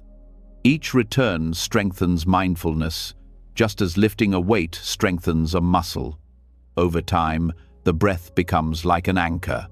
No matter how strong the storm of thought, you can return to this anchor and find stability. As awareness deepens, the breath starts to feel different. It's no longer just air moving in and out, it's life itself flowing through you. The body begins to soften. The heartbeat synchronizes with the breath, and a gentle warmth spreads through the chest. You start to feel connected to something larger, not as a belief, but as a direct experience. The separation between you and life starts to dissolve. You are breathing, but also being breathed. On a physiological level, mindful breathing directly affects the nervous system. When you breathe slowly and consciously, the vagus nerve activates, lowering heart rate and blood pressure. The body shifts from fight or flight to rest and restore. Stress hormones decrease and clarity increases. This is not mystical, it's biology. The ancient practice aligns perfectly with modern science because it works with nature, not against it. Breath also teaches impermanence more intimately than any philosophy. No two breaths are ever the same. Each one comes, fulfills its purpose, and leaves. To fight this flow is to suffer. To flow with it is to live. The breath shows you that control is an illusion, and that peace comes not from forcing life, but from moving with it. As you deepen your practice, you may notice that the breath reflects every emotion. When fear appears, the breath shortens. When joy arises, it expands. When anger burns, it becomes hot and rapid. Each breath tells the story of your inner world. By observing it, you begin to understand yourself without judgment. The breath becomes your most honest teacher. In stressful moments, returning to the breath is like touching still water after heat. When the mind spins with worry, even one conscious exhale can interrupt the cycle. It tells the body, "You are safe now." The nervous system listens, muscles release, thoughts lose their sharpness. You start responding to life instead of reacting to it. That single breath can change the entire direction of your day. The Buddha often compared the mindful breath to a gatekeeper watching a doorway. Every breath entering and leaving is like a traveler passing through. The gatekeeper doesn't stop them. He simply notices. In the same way, you watch the breath enter and leave awareness. Nothing to add, nothing to remove. This quiet watching creates mental clarity, a state where thoughts can come and go without pulling you along. There's also a natural rhythm in breath that connects you to everything around you. Every inhale you take contains the exhale of trees. Every exhale you release becomes part of another's inhale. Breathing mindfully awakens a sense of unity, that you are not a separate being moving through the world, but a participant in a shared cycle of life. Awareness expands from the body to the environment, from I to we. Mindful breathing also rewires how you relate to discomfort. When tension or pain arises, the mind usually reacts with avoidance or fear. But when you bring the breath into that area, something changes. You don't escape the sensation, you soften around it. You allow the breath to hold the discomfort, and slowly, the edges dissolve. This is not about erasing pain, it's about transforming the way you hold it. The breath becomes a container strong enough to hold both peace and pain without resistance. With time, the breath reveals subtler truths. You start noticing how craving shows up in it, the slight pull when you want more air, or the tension when you try to control it. You see how the same patterns of desire appear in thought and behavior. Each breath becomes a mirror, reflecting how attachment and aversion shape experience. The more clearly you see it, the more naturally the grip loosens. As the body and mind synchronize, awareness deepens beyond words. You begin to feel that the breath is breathing you. It enters and leaves on its own. You were never in charge. You were only pretending to be. This realization brings humility and peace. The ego's boundaries soften, replaced by trust in life's intelligence. The breath has been doing this perfectly since birth, a quiet reminder that existence takes care of itself when you stop interfering. In daily life, mindfulness of breathing becomes a companion. Before speaking, you take a breath. Before reacting, you take a breath. Before worrying, you take a breath. That single act changes the tone of everything. You speak more clearly, listen more deeply, and act more intentionally. The breath gives you the power to pause the small space where awareness replaces habit. Over time, breathing practice transforms from a technique into a way of living. You start breathing through your challenges, your relationships, your work, your thoughts.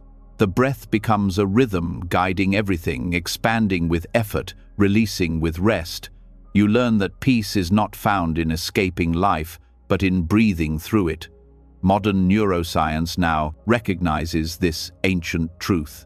Studies show that slow, rhythmic breathing synchronizes the brain's hemispheres, balancing emotion and logic. It enhances focus and emotional stability. In other words, the breath unites what was divided: body and mind, reason and feeling, self and world. The Buddha didn't need machines to prove it, he experienced it directly. Equanimity and mindfulness of breathing are two sides of the same truth. Equanimity gives you the strength to stay steady amid change. The breath gives you the bridge to return when you drift. Together, they form the foundation of unshakable peace. Even when life pulls you into difficulty, you can always come back one breath at a time. In relationships, this practice transforms communication. When you listen with the breath, you hear not just words, but emotions. You sense the pauses, the unsaid feelings. Breathing while listening keeps the heart open and the ego quiet. You respond instead of reacting, creating understanding instead of conflict. Each breath becomes an act of compassion. In moments of joy, Mindfulness of breathing keeps you grounded. Happiness without awareness quickly turns into attachment. Awareness allows you to enjoy beauty without clinging to it. You savor each breath as if it were a gift, knowing it will pass. That acceptance deepens joy rather than limiting it. Even during restlessness or boredom, the breath offers practice. When nothing seems exciting, the mind searches for stimulation. But the breath teaches you to find depth in simplicity. You discover that peace is not about escaping boredom, but resting inside it. Every inhale and exhale becomes a meditation on contentment. The Buddha taught 16 stages of mindfulness of breathing, from awareness of the body to the realization of impermanence. But even without counting stages, every mindful breath contains the essence of the path. It starts with noticing, deepens into understanding, and ends in liberation. Each breath is a step toward awakening, gentle, continuous, inevitable. At a deeper level, breath reveals non-duality, the absence of separation between inner and outer, self and world. The air you inhale was once part of another being.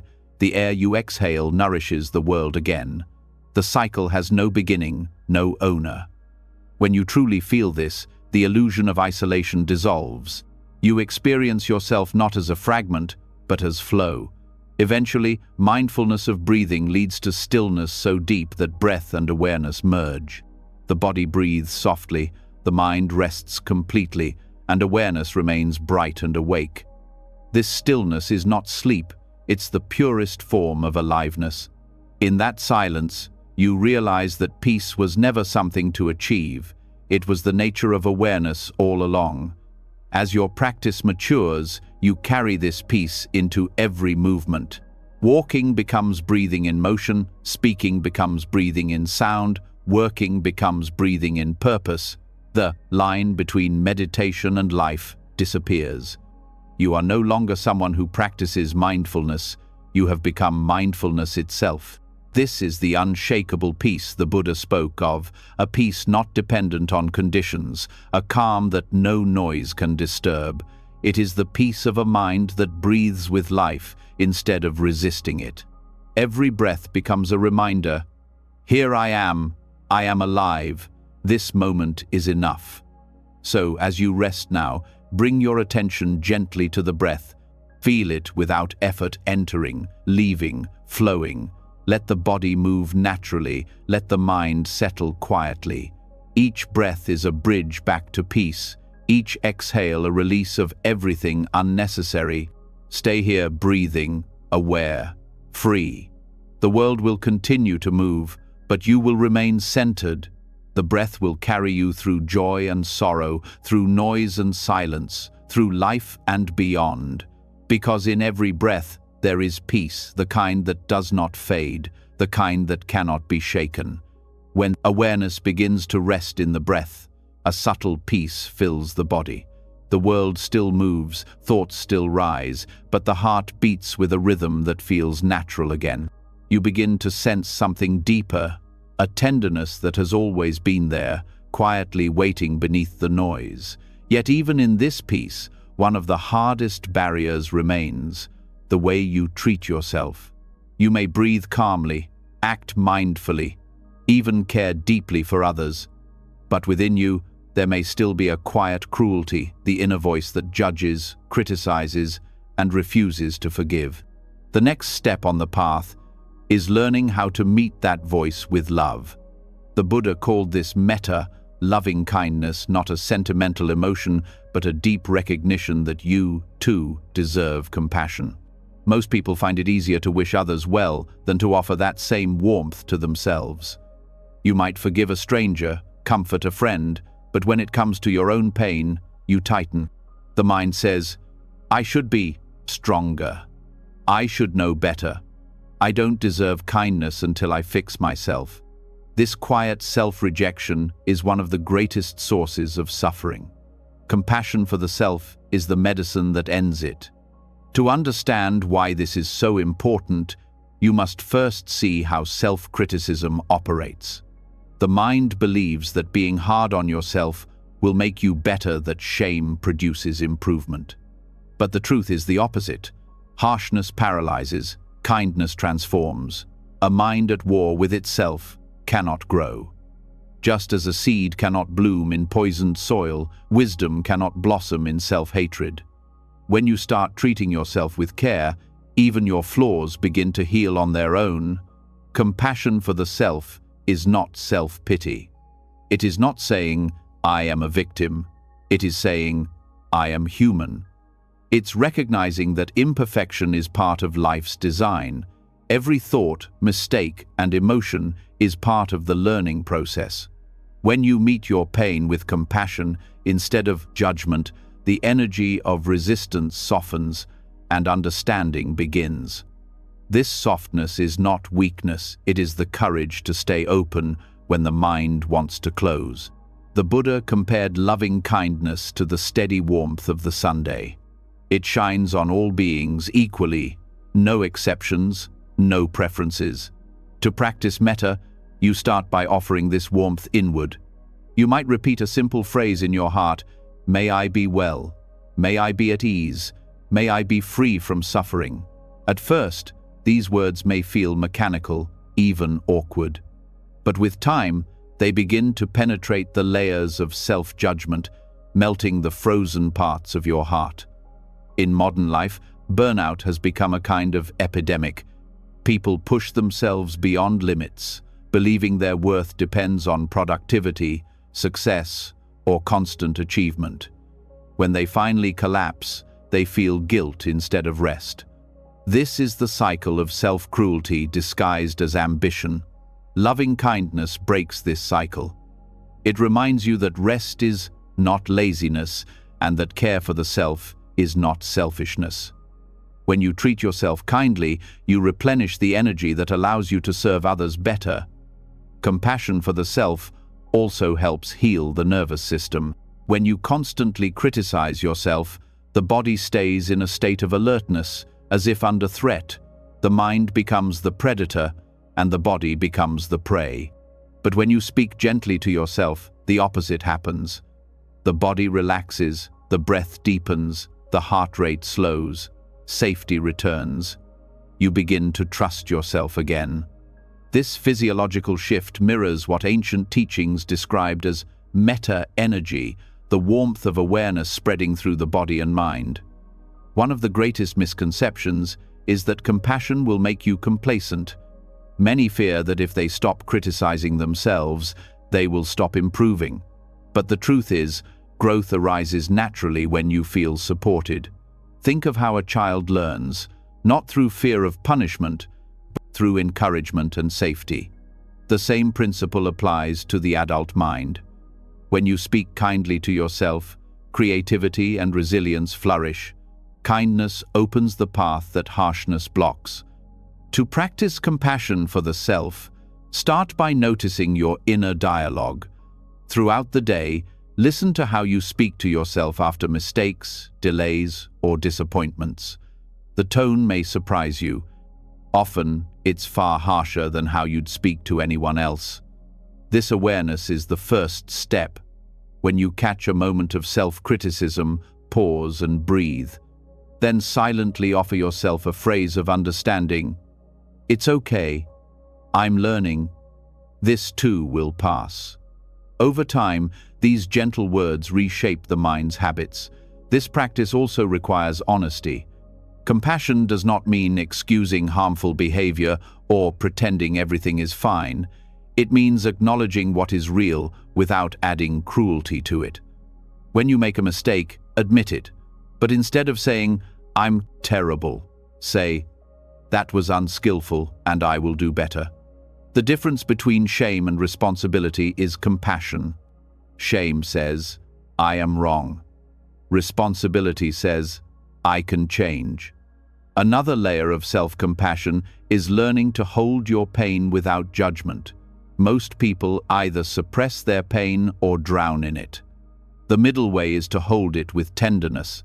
When sadness appears, don't try to escape it. Breathe with it. When fear arises, acknowledge it without resistance. The act of allowing is the deepest form of kindness. Pain that is allowed to be felt fully begins to release its grip. Scientific studies on compassion meditation show that people who practice loving kindness develop greater emotional resilience.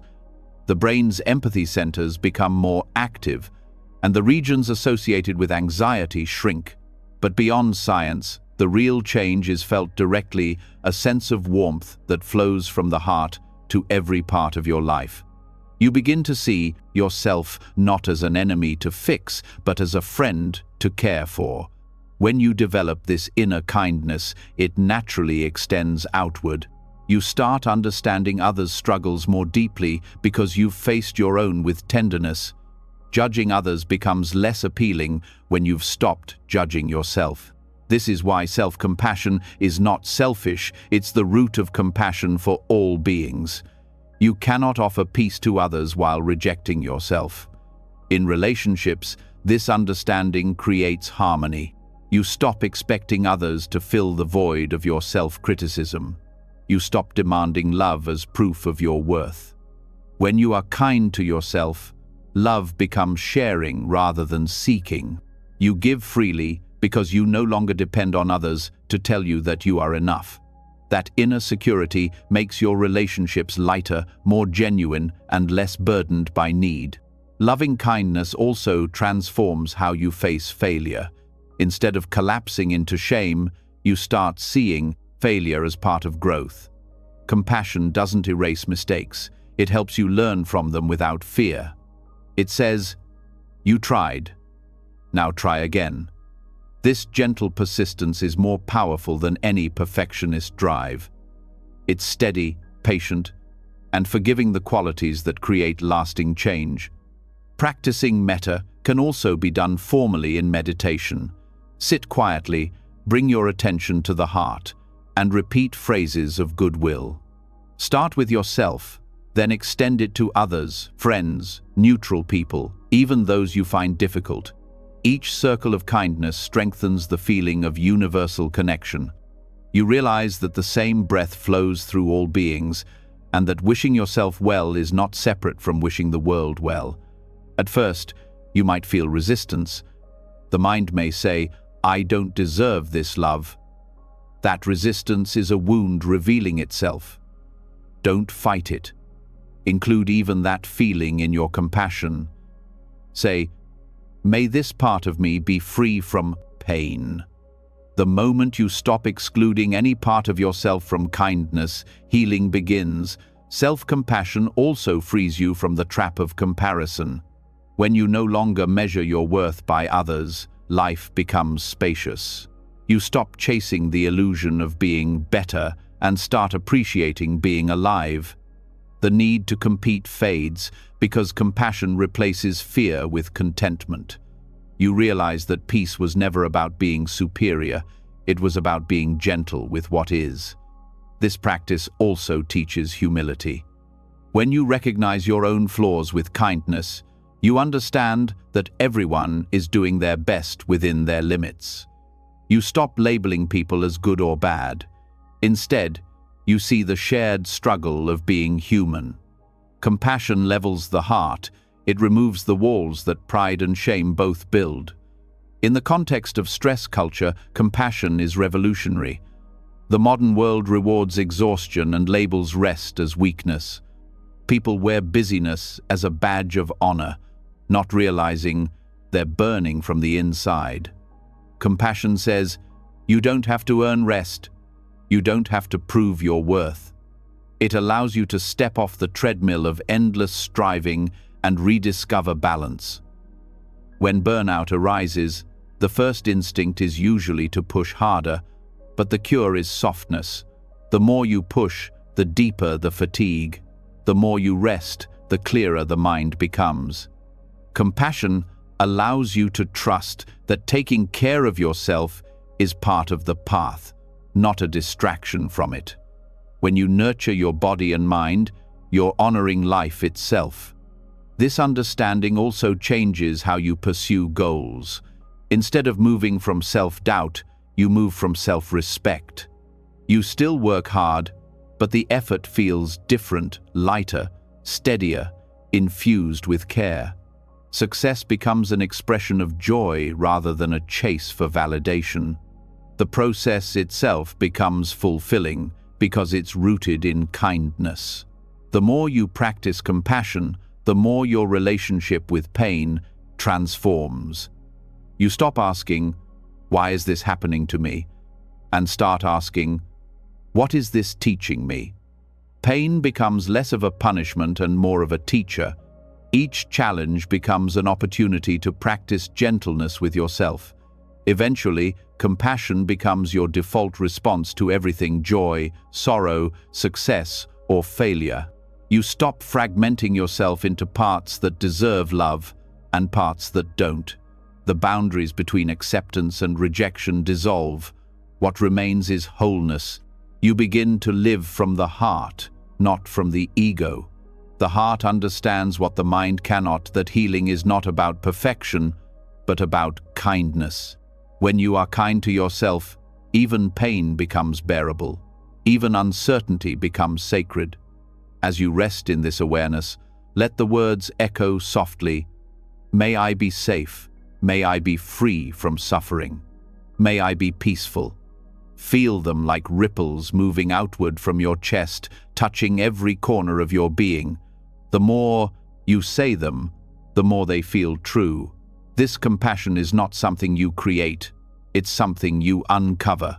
It was always within you, hidden under the noise of self-judgment.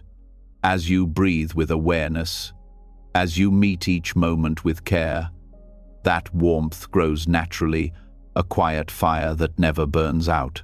So as you continue your journey, remember this: the path to peace is not only through wisdom, but through kindness. Awareness may show you the truth, but compassion lets you live it. When you can hold yourself with the same tenderness you'd offer a child, you stop fighting against life. You begin to flow with it, softly, freely, without fear. And in that flow, you discover a love that is both personal and boundless, the love that ends self-cruelty, that heals exhaustion, and that transforms your entire relationship with being alive. Compassion for the self is not the final step on the path. It is the step that makes all others possible. When you treat yourself with gentleness, the whole world softens in response. And in that softness, peace takes root not as an idea, but as the very way you exist. When the heart finally learns to treat itself with kindness, something profound begins to unfold. The war inside quiets, and a gentle strength rises in its place. You no longer attack yourself for feeling pain. You meet your emotions like old friends, sometimes messy, sometimes loud, but always human. Yet even as compassion softens the heart, a question still lingers. Why do emotions seem so powerful one moment and then disappear the next? How can something that feels so overwhelming one day feel distant the next? The answer lies in the Buddha's teaching of anicca, impermanence, the truth that nothing, not even your deepest feelings, can last forever. Emotions are waves that rise and fall within awareness. They may feel endless when they are strong, but every emotion is bound by the law of change. Joy peaks and fades, sadness swells and dissolves, fear rises and falls away. The mind, however, resists this truth. It clings to pleasant emotions and fears unpleasant ones. It wants to hold what feels good and escape what feels bad. This grasping and avoidance create anxiety, the illusion that you must control what was never meant to be controlled. Seeing impermanence clearly ends that struggle. When you observe your emotions without interference, you begin to notice their transient nature. What feels unbearable slowly shifts into something else. The intensity of sadness softens into quiet, anger turns into fatigue, fear melts into stillness. Every emotion carries within it the seed of its own ending. The problem is that the mind doesn't wait for the natural fading. It reacts, labels, judges, and tries to fix. These reactions trap the feeling, freezing it into a story that repeats endlessly. Awareness frees it again by allowing it to move. The Buddha compared emotions to clouds passing across the sky. They appear, change shape, and disappear, but the sky itself remains untouched. When you identify with the cloud, I am angry, I am broken, I am anxious, you suffer with it. When you rest as the sky, aware, vast, open, you witness the passing without being swept away. This shift from identification to observation is the heart of freedom. In daily life, emotions often appear suddenly.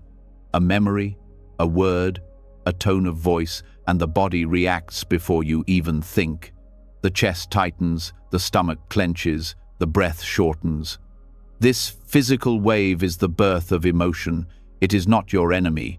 It's a signal that energy is moving. If you can stay with the pure sensation, the flutter, the pressure, the heat without naming it, it begins to dissolve naturally. Naming solidifies it.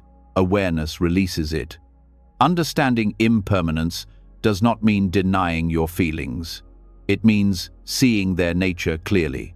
The more you resist an emotion, the longer it stays. Resistance is like holding a knot tighter. Awareness, on the other hand, is the hand that slowly loosens it. When you let an emotion arise and pass without clinging or rejection, you experience what true peace feels like, not the absence of feeling, but the absence of struggle. Modern science supports this ancient wisdom. Neuroscience shows that the chemical lifespan of most emotions in the body is about 90 seconds. After that, it is thought, rumination, judgment, story that keeps them alive. The emotion ends, but the mind revives it again and again. The Buddha saw this long before science gave it language. He taught that clinging to pleasant sensations or resisting unpleasant ones gives rise to suffering. Awareness dissolves both. Anxiety, in particular, depends on forgetting impermanence. It convinces you that the discomfort you feel will last forever. It whispers, "You'll always feel this way." And in believing it, the feeling deepens. But if you bring awareness to the breath and observe the emotion directly, you begin to see small changes. The intensity shifts, the body relaxes slightly, the edges soften. Even when anxiety feels huge, it moves in waves. Awareness rides the wave until it fades into stillness.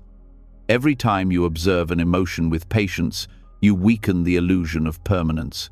You start to trust that no storm lasts forever. This trust brings courage. You no longer fear feeling.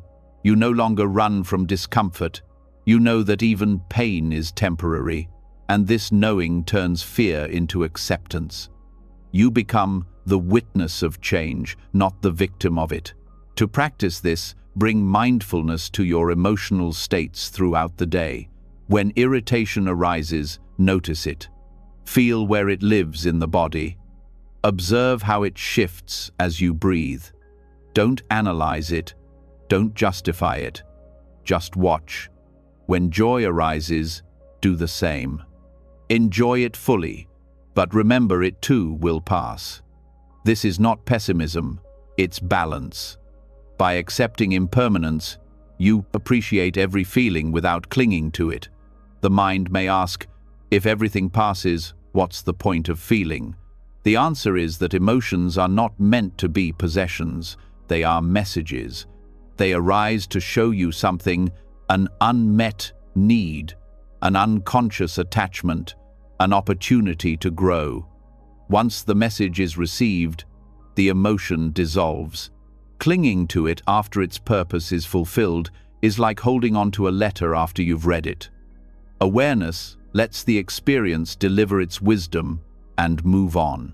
Understanding impermanence also changes your relationship with happiness.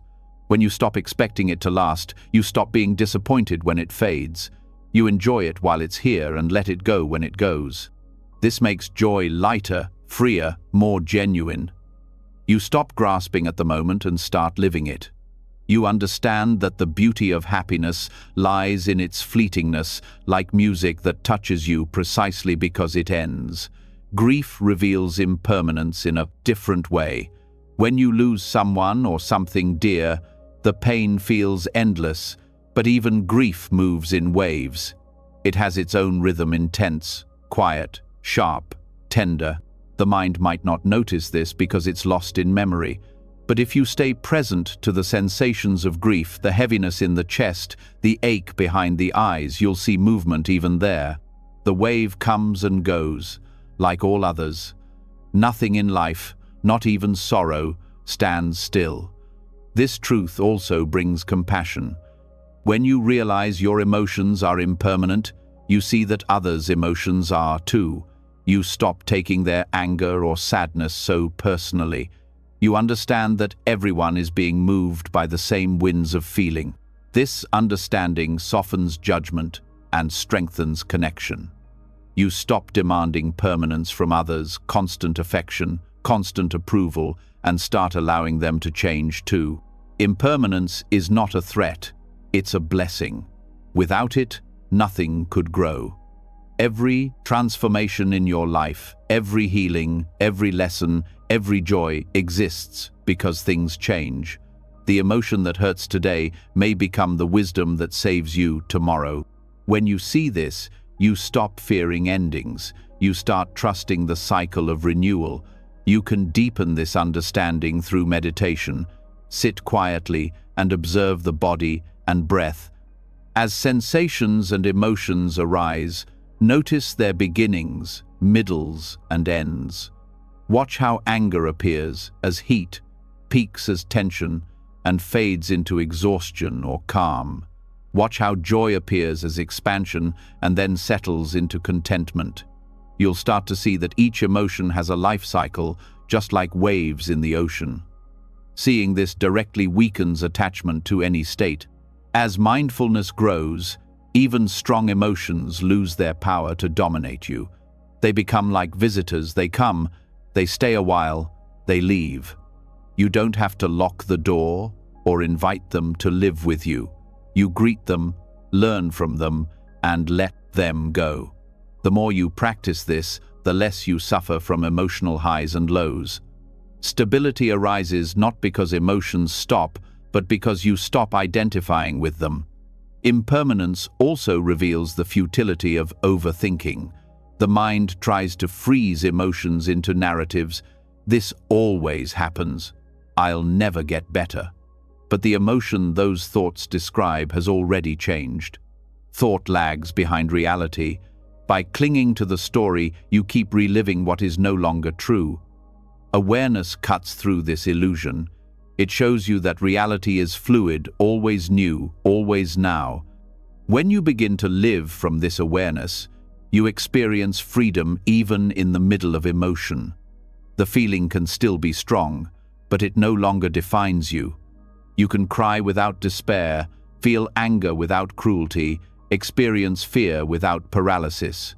You become transparent to emotion, it moves through you without sticking. This is what it means to live in harmony with anicca.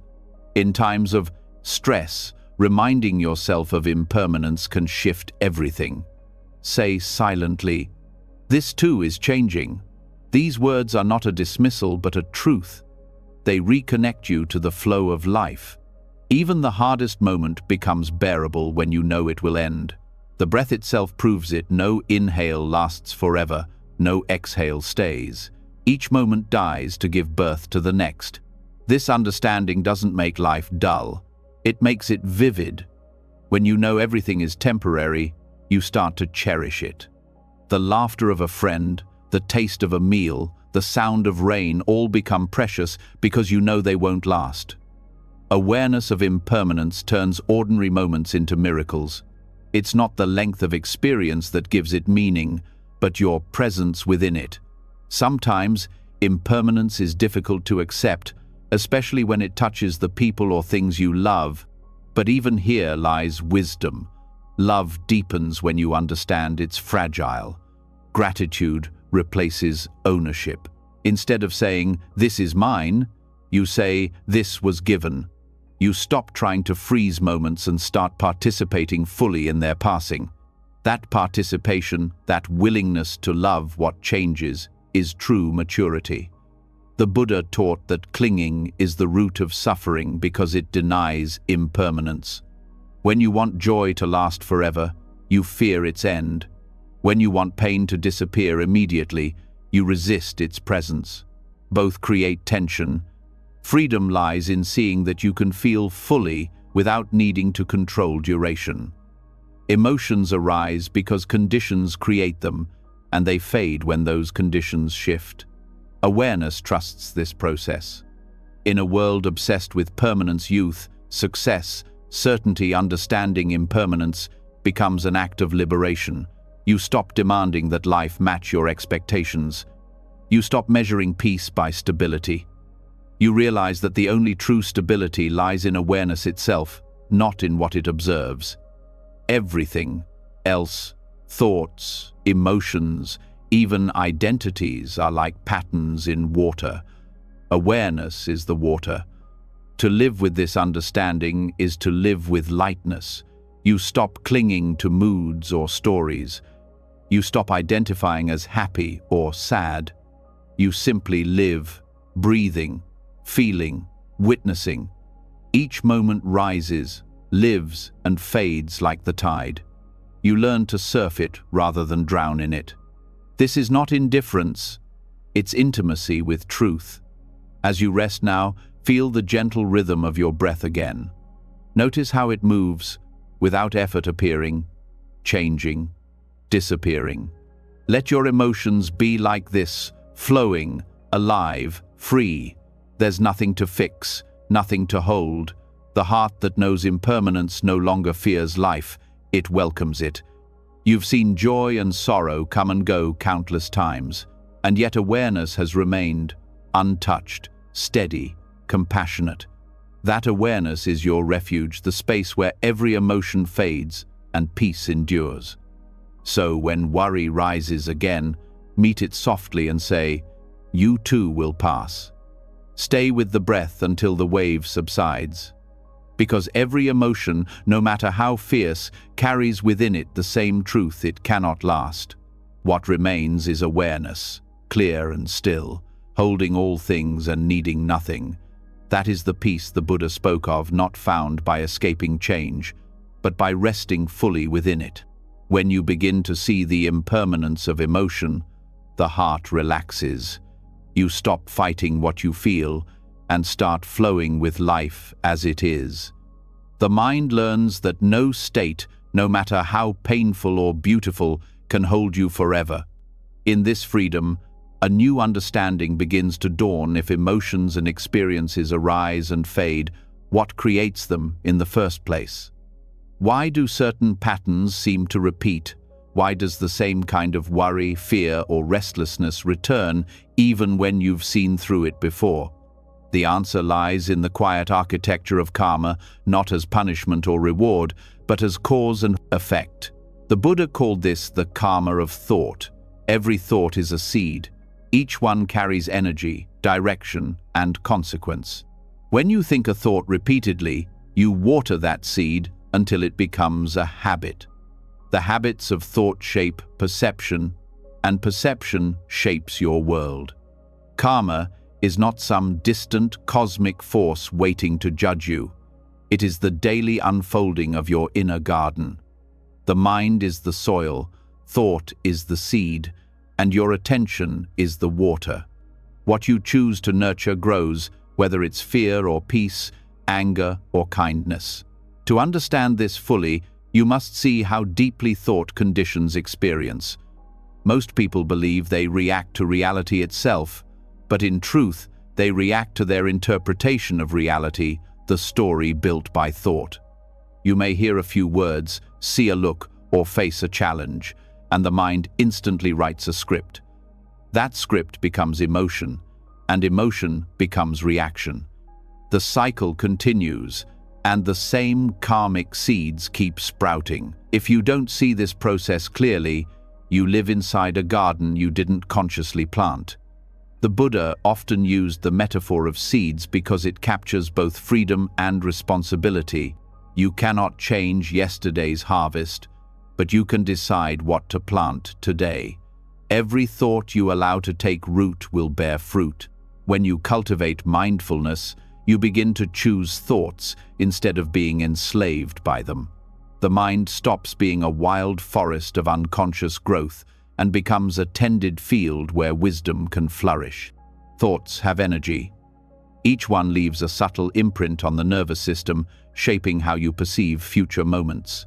If you repeatedly think, "I am not safe," your body will live in defense. If you think, "I can meet this moment with calm," the body adjusts to that truth. This is the law of cause and effect at work, not mystical, but immediate. Modern neuroscience even shows that repeated thought patterns strengthen neural pathways, literally wiring your brain for the emotions and perceptions you most often choose. The power of karma is neutral. It follows the laws of nature. The seeds you plant don't care about your intentions. They grow according to what they are. Angry thoughts grow anger. Fearful thoughts grow fear. Kind thoughts grow peace. This truth can seem intimidating until you realize it's also your greatest freedom. You are not doomed by the past. You are simply harvesting the fruits of previous thoughts. Change the seeds, and the garden changes. To see how this works, start observing your mind throughout the day. Notice how certain thoughts arise automatically in response to events. Someone cuts you off in traffic, and irritation blooms instantly. That irritation might not even be about the event itself. It could be the echo of years of impatience, planted and watered every time you reacted the same way. When you see this, you understand that the present moment is not random, it's the flowering of mental karma. Awareness allows you to interrupt the cycle. When you catch a thought as it arises, you create a gap between impulse and identification. In that gap, you have a choice to water it or to let it dry out. The more often you make that choice consciously, the weaker negative habits become. This is not about suppressing thoughts, but about starving unwholesome ones of energy. Awareness is sunlight. It illuminates what was hidden. Once you see the process clearly, automatic thinking begins to lose its grip. This also reveals how positive thought is not forced optimism, but alignment with truth. When you plant thoughts rooted in reality, "I can breathe through this. This will pass. I am more than this feeling." You are not escaping life. You are responding to it wisely. Positive thinking without awareness is fantasy. Mindful thinking is transformation. It rewires the mind to respond with clarity instead of fear. The Buddha taught that every mental act carries intention. Karma is born not from what you think or do in isolation, but from the motive behind it. Two people can speak the same words, but if one speaks from love and the other from ego, the karmic imprint is entirely different. This is why mindfulness of intention is so vital. Before you speak, before you act, even before you think deeply on something, pause and ask, what is the energy behind this? Is it fear, pride, compassion, or understanding? That small inquiry changes the course of your karma immediately. When you begin to work with your thoughts consciously, you start to see that the mind has layers. Some thoughts are surface-level, fleeting, light, and harmless. Others are rooted deeply in belief and emotion. These deeper seeds create the strongest patterns. For example, the belief, "I am not enough," may produce countless smaller thoughts of comparison, jealousy, and anxiety. If you address only the surface thoughts, they will grow back. But if you bring awareness to the root belief and see its emptiness, the entire pattern collapses. This is how mindfulness uproots old karma, not by fighting it, but by understanding its source. The Buddha described this process as mental cultivation, developing wholesome states and abandoning unwholesome ones. He compared it to a farmer who clears weeds, waters healthy plants, and protects new growth. The farmer doesn't yell at the soil or complain about the weather. He simply tends to the field with patience. In the same way, you nurture wholesome thoughts, gratitude, compassion, wisdom through steady attention. Over time, they become your new defaults, shaping a mind that naturally leans toward peace. A powerful exercise for this is noticing your mental diet. Just as the body becomes what it eats, the mind becomes what it consumes. What kind of information, conversations, and media are you feeding it? Do they nourish clarity or agitation? Many people try to calm their minds while constantly absorbing noise that fuels anxiety. Being mindful of what enters your awareness is an act of karmic intelligence. You cannot plant roses in soil constantly seeded with thorns. It's also important to recognize that thoughts are not equally strong. A thought accompanied by emotion is like a seed watered by rain. It grows faster. When you think with intensity, the energy sinks deeper into the mind. This is why repetitive worry feels so heavy, it's mental karma-gathering force. But the same principle applies to loving kindness and gratitude. When you infuse thought with genuine feeling, its power multiplies. That's how compassion reshapes not just mood, but destiny. Karma is not only personal, it's collective. The thoughts of individuals influence the energy of families, communities, even societies. When many people cultivate fear, the atmosphere thickens with it. When many people cultivate peace, the world softens. Each thought you plant contributes to the shared garden of consciousness. This understanding brings both responsibility and hope. Even a single act of mindful thinking adds light to the collective field. To transform mental karma, you must first stop being its prisoner. This begins with self-awareness, seeing that thoughts are events, not identities. Just as a storm passes through the sky, thoughts pass through awareness. When you stop saying, "I am this thought," and start saying, "This is a thought," you free yourself. That freedom allows you to choose which thoughts to engage with. Some will fade if ignored, others will flourish if nurtured. The choice becomes yours again. One of the most overlooked aspects of karma is how it relates to speech. Words are thoughts made audible. When you speak from anger or fear, you solidify those emotions in yourself and in others. When you speak from kindness, you strengthen that energy in both hearts. This is why mindful speech is considered one of the highest forms of practice. It is thought in motion, creating karma that echoes beyond what you can see. Another key to understanding the karma of thought is noticing its subtle persistence. Even when you are silent, the mind speaks. It comments, compares, judges, plans. Each of these silent sentences plants seeds. Most are small, but when repeated often, they form grooves in consciousness. These grooves become your mental habits, and habits shape destiny. Awareness smooths those grooves by interrupting repetition. Each moment of mindfulness is a fresh start, new soil for new seeds. When you begin to see the law of cause and effect within your own mind, faith in awareness grows. You realize you no longer need to fear your thoughts. You can work with them, guide them, and transform them. You stop waiting for external change and start cultivating inner alignment. Peace stops being something to find and becomes something you grow. This practice also brings humility. You see that your suffering was not punishment, but the natural outcome of unconscious seeds. When you recognize this, guilt dissolves, replaced by wisdom.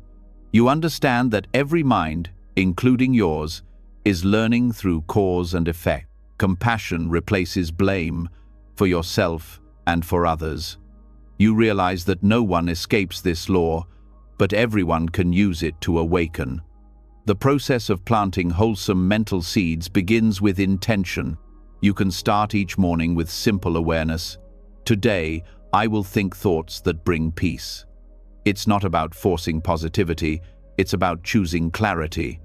Throughout the day, remind yourself that every reaction is a seed. If anger arises, notice it and breathe before it hardens into speech. If gratitude appears, let it linger. These small choices accumulate like drops of rain, nourishing the roots of calm. In meditation, you can work with thoughts directly. As they arise, label them gently. Fear, planning, judgment, memory. This labeling brings distance without rejection. You start to see thought as movement, not truth. Once labeled, it loses its power to drag you along. Then consciously plant a new thought: kindness, patience, forgiveness. The more you do this, the more natural it becomes. You are retraining the soil of the mind to yield peace. It's also vital to understand that wholesome thoughts are not merely positive, but aligned with reality. Everything is fine is not a wholesome thought if it denies truth. This is difficult, but I can meet it with patience. Wholesomeness arises from wisdom and compassion working together. It's grounded optimism rooted in awareness of impermanence, yet open to possibility. As this practice matures, thought itself begins to quiet. The mind no longer produces endless commentary because the need to control experience fades. Karma continues, but it becomes lighter, guided by understanding rather than compulsion. You start to see that awareness, not thought, is the true source of peace. Thought is the servant, not the master. When you know this, you use thought as a tool instead of being used by it. In time, the field of your mind becomes more peaceful. You notice the difference between thoughts that contract and thoughts that expand. The contracting ones are rooted in fear. They tighten the body and narrow perception. The expanding ones open the heart and deepen breath. Through mindfulness, you choose expansion again and again until it becomes the natural state. Karma also reveals that nothing is wasted. Even painful thoughts, when seen clearly, can become fertilizer for wisdom. Every mistake becomes a lesson. Every dark emotion, once understood, enriches the soil for compassion. Awareness turns all experience into growth. There are no weeds in a mindful garden, only plants that need tending in different ways. Eventually, you start to feel the subtle shift in energy when a wholesome thought takes root. It feels lighter, warmer, more spacious.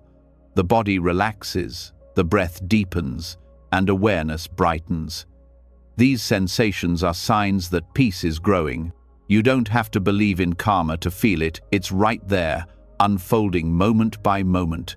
Living this truth changes everything.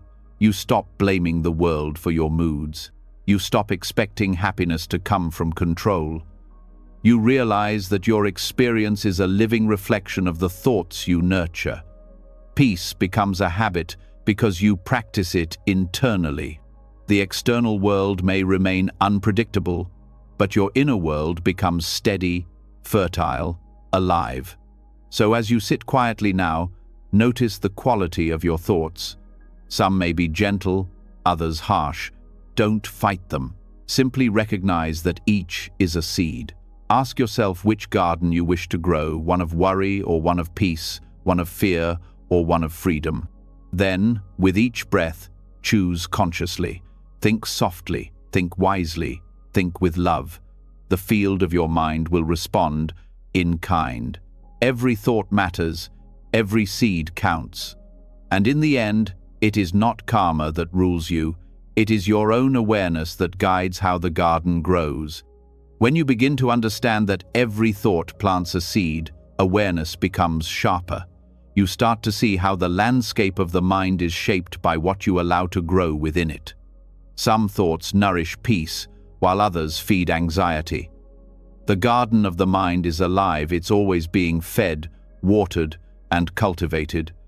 But what exactly feeds it? Why do certain moods return again and again, even when we think we've let them go? The Buddha answered this question through the teaching of the four nutriments, the four kinds of food that sustain not just the body, but the entire cycle of suffering or serenity. We often think of nourishment only as physical, what we eat or drink. Yet the mind too eats constantly. It consumes impressions, ideas, sensations, and intentions. Every moment, something is feeding your state of being.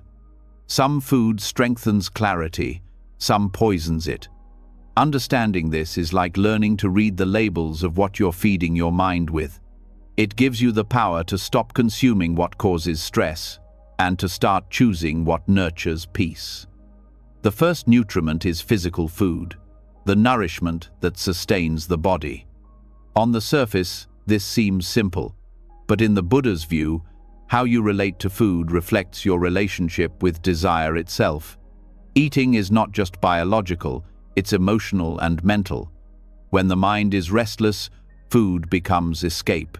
When the heart is empty, consumption becomes comfort. Yet food taken with mindfulness becomes a practice of presence. When you eat with awareness, noticing texture, flavor, and gratitude, you reconnect the body and mind.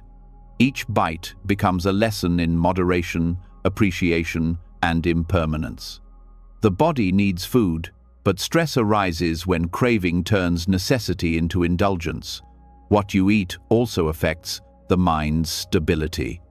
Heavy, processed, or overly stimulating food can dull or agitate awareness, while simple, balanced meals support clarity. This is not about restriction, but respect, seeing food as a form of energy that supports consciousness. The Buddha advised moderation because balance in eating creates balance in thought. Overconsumption dulls mindfulness. Deprivation breeds obsession. The middle way applies even at the table. The second nutriment is sensory contact, what you allow through the gates of your senses. The eyes, ears, nose, tongue, body, and mind are constantly consuming the world. Each sight, sound, and thought leaves an impression, shaping emotion and perception. In modern life, this form of nutrition may be the most neglected. People bombard their senses from the moment they wake: screens, noise, scrolling, constant stimulation. The result is mental indigestion, an overfed but undernourished mind. When the senses are overwhelmed, anxiety naturally increases. The nervous system never rests. Attention fragments. This is why silence and simplicity feel so healing. They give the senses time to digest experience. To practice mindfulness of sensory contact is to become aware of what you let in. What kind of sounds fill your environment? What kind of images occupy your mind? What kind of conversations shape your thoughts? You begin to notice which sensory foods create peace and which create unrest. Choosing healthy sensory input doesn't mean isolating yourself from life. It means selecting with awareness. Just as you wouldn't eat spoiled food, you stop feeding your mind with violence, gossip, or comparison. You start seeking impressions that elevate rather than drain. The scent of a flower, the sound of the wind, the sight of morning light, these are forms of nourishment too. They remind the senses of stillness. Over time, your attention becomes more refined. You learn to feed on subtle beauty instead of constant noise. The third nutriment is mental volition, the intention or will that drives behavior. This is the food of motivation, the force that pushes every action.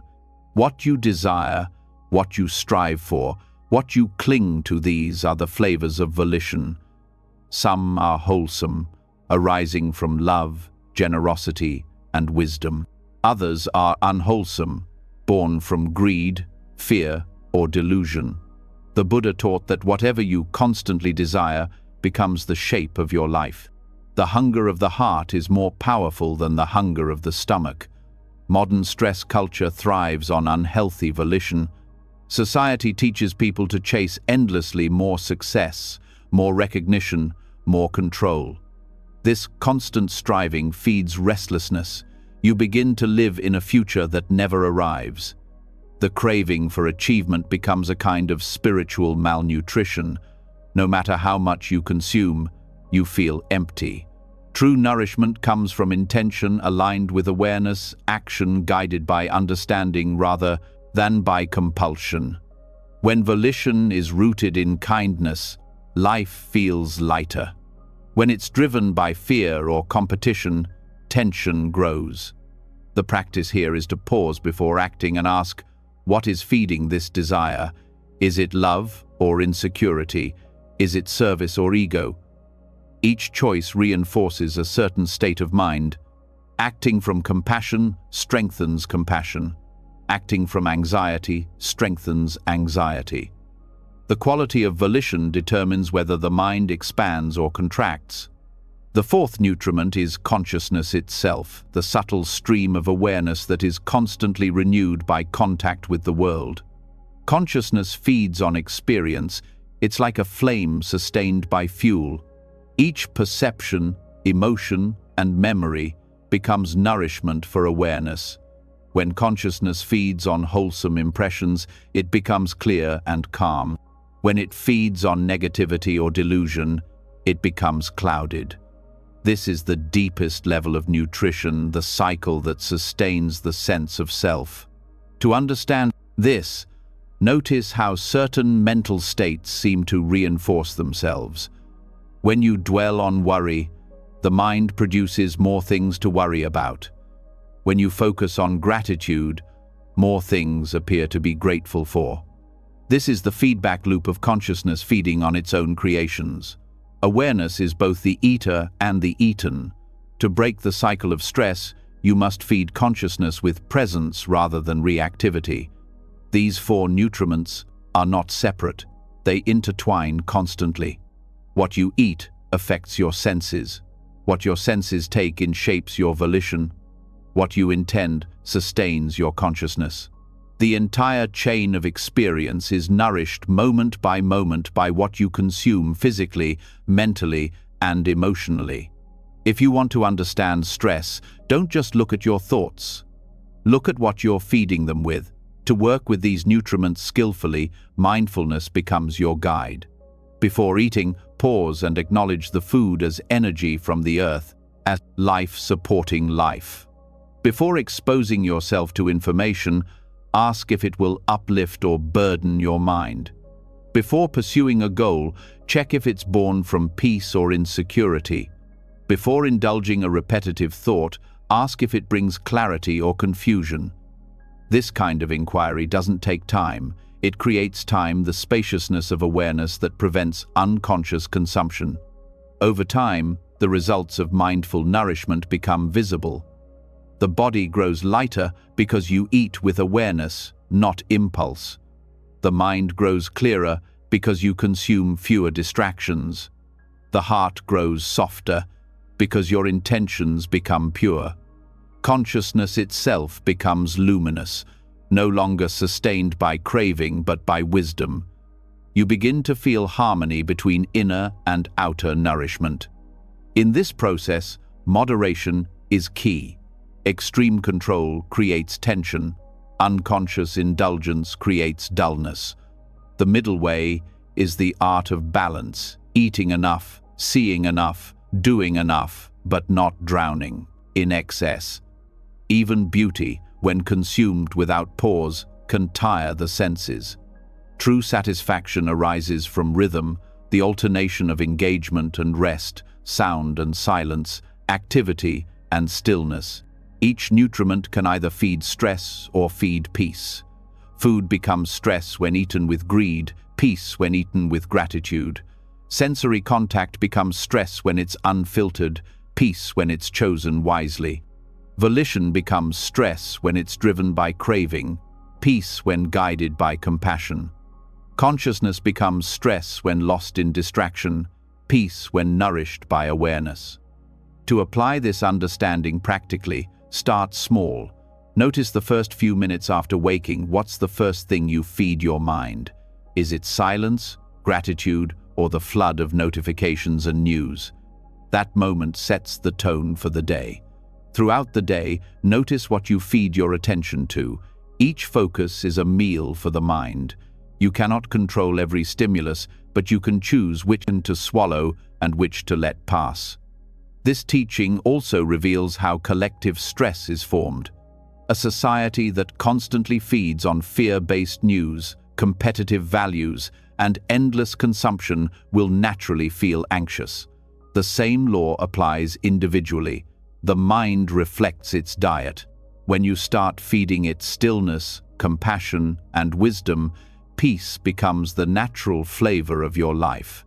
To deepen this awareness, reflect regularly on how each nutriment affects your energy. After a meal, ask how it feels in the body: heavy, light, alive. After scrolling through information, notice your mood: inspired or restless. After acting on a desire, feel the aftermath: content or craving more. These reflections are not moral judgments, they are direct observations. They show you what truly nourishes and what drains. The Buddha once said that liberation begins when you see the food that sustains suffering. When you stop feeding what causes pain, it naturally fades. This means you don't need to fight worry or craving directly. You only need to stop nourishing them. Anxiety cannot survive when you stop feeding it attention, fear, and self-judgment. In the same way, peace thrives when you keep feeding it presence, gratitude, and understanding. The four nutriments are not commandments, they are mirrors. They show you how life feeds on life, how everything you take in shapes consciousness. They reveal that stress is not random, it's a result of what the mind consumes. Awareness transforms this relationship. You begin to eat, see, and think with reverence, knowing that every intake becomes part of who you are. As your mindfulness deepens, even breathing becomes nourishment. You sense that each breath feeds the body and the mind alike. The simple act of breathing consciously becomes a reminder that life itself is a form of nutrition. You are constantly being fed by existence, by air, light, sound, and awareness. When you meet this flow with gratitude, life starts to taste different. Eventually, the boundaries between the four nutriments dissolve. Eating becomes meditation, seeing becomes prayer, acting becomes mindfulness. Consciousness itself becomes self-sustaining, feeding on awareness rather than craving. In this state, worry starves. The mind no longer feeds on stress because it no longer needs it. It has learned to draw energy from peace itself. So, as you sit quietly now, take a deep breath and feel the nourishment of that single act. The body receives air. The mind receives calm. Reflect on how everything you take in: food, images, thoughts, intentions, shapes the quality of your being. Choose consciously. Feed what brings clarity. Starve what breeds confusion. When you live with this understanding, every moment becomes a meal shared with life itself. You no longer consume unconsciously, you participate with reverence. The more you feed awareness, the less you crave distraction. The more you feed peace, the weaker stress becomes. This is the essence of the four nutriments, the wisdom of feeding the mind and heart with what truly sustains. When you master this art, worry fades not because you fought it, but because it no longer finds nourishment in you. And what remains is quiet strength, a mind that eats peace, breathes clarity, and lives in harmony with the rhythm of life. When you begin to see that worry feeds on what the mind consumes, a new kind of freedom starts to form. You realize that peace is not something you wait for, it's something you nurture through every choice of attention, every act of awareness. What you feed grows, and what you stop feeding fades. Yet even with this clarity, one last thread of tension often remains: the attachment to how things turn out. You may eat mindfully, think kindly, act wisely, and still find anxiety lingering beneath the surface. Why? Because the mind keeps asking, what will happen? It clings not to the present effort, but to its imagined result. That craving for control, for certainty, is the seed of restlessness. The next step is learning the art of detachment from outcome, acting fully, but without anxiety about where your actions will lead. Detachment does not mean indifference. It does not mean giving up or withdrawing from life. It means giving yourself completely to what you are doing while releasing the obsession with result. The Buddha taught that clinging to results creates suffering because outcomes are never truly ours. We can control intention and effort, but not consequence. The law of cause and effect is vast, shaped by countless conditions beyond our reach. When we try to force it, we fight the flow of reality. But when we act with clarity and let go of the rest, peace arises naturally. Most people act under the illusion that happiness depends on outcomes, on success, approval, recognition, or security. They measure their worth by what happens after the act, not by the quality of the act itself. This creates a life of tension. Every decision becomes a gamble, every effort a test. Detachment frees you from this cage. It shifts your focus from reward to presence, from the fear of failure to the joy of sincere action. To understand this deeply, look at how the mind clings to results in daily life. When you work on a task, you're rarely just working, you're projecting into the future. You think of how others will judge it, whether it will succeed, whether it will secure your place. This projection steals the peace of the present. You lose the richness of the process because your attention is trapped in outcomes you cannot control. Detachment brings you back to now, the only moment where true effectiveness exists. The Buddha often taught that craving and aversion are the twin roots of suffering. Craving is the desire for pleasure or success. Aversion is the fear of pain or failure. Both are forms of attachment to outcome. Detachment breaks both at once by focusing on right effort rather than right result. When you act from understanding instead of desire, every action becomes free of tension. You do what must be done, not because you crave the fruit, but because the doing itself is your practice. This approach mirrors what later traditions called karma yoga, the discipline of selfless action. But in Buddhism, it goes even further. It is not only about serving others, it is about transcending the illusion of control. When you give your best and then release the result, your energy becomes pure. You act with precision but without fear. You care deeply but without anxiety. This is the essence of right livelihood, right effort, and right mindfulness working together. You can see this truth clearly in nature. The tree gives fruit, but it does not know who will eat it. The river flows, but it does not choose where the water will end. Life itself acts without ownership. When you align your actions with this rhythm, stress dissolves. You no longer act from scarcity or self-importance. You act because life flows through you as intention, and when the act is complete, you release it to the universe. The mind, however, resists this freedom. It has been trained to equate control with safety. It believes that if it plans, predicts, and manipulates enough, everything will go as it should. But life is not a mechanical equation. It is an interdependent web of causes. Even the smallest event depends on countless factors: timing, weather, people, chance. To demand control over outcomes is to demand ownership over the universe. Awareness sees the impossibility of that and relaxes. Detachment is not laziness or fatalism. It doesn't mean sitting back and letting things happen. It means doing your part with total sincerity while understanding that the result is not entirely yours. The Buddha described this as acting without attachment to the fruit of action. You still plant seeds, but you stop trying to control the rain. When the harvest comes, you accept it whether it's plenty or little with the same steady mind.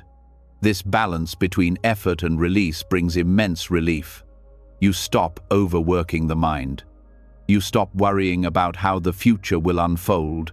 When effort is pure, action becomes meditation. You enter a state of flow where everything happens naturally. The body moves, the mind observes, and life unfolds through you rather than against you. In modern life, detachment is especially challenging because society constantly reinforces outcome-driven behavior. From school to work, people are rewarded for results, not for awareness. The message is, succeed or fail, win or lose, be approved or be forgotten. This conditioning creates chronic anxiety. Even small actions become burdened by invisible expectations. To break this pattern, you must shift your measure of success. Instead of asking, "Did I get what I wanted?" ask, "Did I act with clarity and compassion?" When your measure changes, anxiety begins to disappear. Detachment also transforms relationships. Much of relational pain comes from expectations wanting others to behave, feel, or respond a certain way. You give affection, hoping for reciprocation. You speak truth, hoping to be understood. When that doesn't happen, disappointment arises. But when love is offered freely without demand, it becomes peaceful. You still care deeply, but the caring is unconditional. Detachment allows love to be pure, not transactional. To practice this, begin with awareness of subtle craving. When you act, pause afterward and notice the thoughts that follow. I hope they liked it. I wonder if it was enough. What if it fails? These are signs of attachment. Instead of fighting them, recognize them and return to presence. Say quietly, I have done my part, now life will do the rest. This phrase helps loosen the grip of ownership. It reminds the mind that reality unfolds through countless streams, not just your effort. Detachment also invites humility. It reminds you that you are part of a larger flow, not its master. Every success and failure is co-created by conditions far beyond your vision. The rain that nourishes crops also brings floods. The same wind that cools can destroy. You begin to respect the mystery of existence. In this humility, peace arises not because everything goes your way, but because you no longer demand that it should. This understanding deepens mindfulness itself. When the mind stops fixating on what's next, awareness expands. You begin to see the texture of each moment, the subtle sounds, the rhythm of breath, the small joys of action. Work becomes alive. Communication becomes sincere. Even mundane acts take on sacred depth because you're finally here, not in some imagined future. Detachment from outcome also breaks the illusion of personal doership. The ego thrives on ownership. I did this. I failed at that. This is mine. It attaches to outcomes because they define its identity. Success inflates it. Failure deflates it. But when you see that action happens through conditions, thoughts, training, circumstances, opportunities, you realize there is no single I doing anything. The ego loses its grip, and what remains is effortless participation in life. In Buddhism, this understanding is called anatta, the insight of non-self. Detachment from outcome is its practical expression. When you stop clinging to results, you stop feeding the illusion that outcomes can define you. You act from awareness, not from identity. You no longer say, I succeeded, or I failed. You simply say, that happened. This does not make you detached from responsibility. It makes you free from self-importance. Modern psychology supports this wisdom. Studies show that people who focus on the process rather than the result experience more satisfaction, resilience, and creativity. They perform better because they are not clouded by anxiety. This is the same principle the Buddha taught centuries ago. Right action arises naturally from right attention. The mind that is calm performs wisely. The mind that clings performs anxiously. You can test this truth immediately. Take any task, writing an email, cooking, speaking to someone, and do it as fully as you can. When it's done, let it go completely. Don't reanalyze or replay it. Notice how light you feel. That lightness is freedom from attachment. It's the absence of worry that normally follows every act. The more you practice this, the more peaceful you become, even amid uncertainty. Detachment also reveals that failure and success are not opposites but teachers. When you are attached, failure feels devastating. When you are detached, failure becomes information. You see what worked, what didn't, and you move on. The emotional heaviness disappears because identity is not at stake. The same applies to success. It's enjoyed, but not clung to. You remain steady through both, like a mountain unmoved by wind. This equanimity turns life into practice. Every situation, pleasant or unpleasant, becomes an opportunity to deepen awareness. You act, observe, and release. Over time, this rhythm becomes natural. You stop trying to manipulate the flow of events and start dancing with it. Even uncertainty becomes your ally because you trust the intelligence of impermanence. To cultivate detachment from outcome, mindfulness of intention is essential. Before any action, clarify your purpose. If your intention is sincere to be kind, to be truthful, to do your best, the outcome no longer defines you. When the mind wanders into worry about results, bring it back to intention. Remind yourself, my role is to act rightly. The rest belongs to conditions beyond me. This perspective brings a quiet confidence, not arrogance, but trust in the process of Dharma itself. Detachment also strengthens compassion. When you no longer cling to outcomes, you can help others without needing gratitude or success. You give because giving itself is joy. You support because compassion is its own reward. This selfless action becomes deeply healing for others and for yourself. You stop burning out because your energy no longer depends on validation. As this understanding deepens, even desire transforms. It doesn't vanish. It becomes purified. You still have goals, but they are no longer tied to self-worth. You move toward them with ease, knowing that the journey matters more than the destination. Desire guided by awareness becomes aspiration, not craving. The fire still burns, but it warms instead of consuming. In moments of anxiety, this teaching becomes a refuge. When the mind races about the future, results, outcomes, possibilities, pause and breathe. Feel the body. Recognize that anxiety is attachment in disguise, then gently let it go. Say inwardly, I release the result. You will feel a subtle shift, the muscles ease, the breath deepens, the present returns. That moment is the essence of freedom. Over time, detachment from outcome changes how you experience life itself.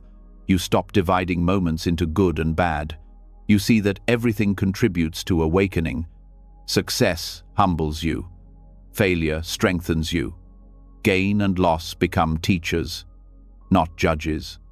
You live in harmony with cause and effect, trusting that every action, when done with awareness, creates the right unfolding, even if you can't see it immediately. When you live this way, you discover that peace is not found in control, but in surrender. Surrender is not weakness, it's wisdom. It's the realization that life has always been unfolding on its own, that your task was never to control it, only to participate fully. So as you rest here, take a breath and let the tension around what happens next soften. You've done what you could, that is enough. The universe moves through countless causes, and you are one of them. Let your actions flow like rivers, purposeful, sincere, and free. In this release, anxiety loses its foundation. You no longer live for outcomes, you live in alignment. And in alignment, even ordinary acts shine with peace. The doing becomes its own reward, the present becomes its own fulfillment, and the future unfolds as it must, quietly, naturally, and always in rhythm with the greater flow of life. As the mind grows still and the breath softens, every teaching you've heard tonight begins to settle into place like gentle rain soaking into the earth.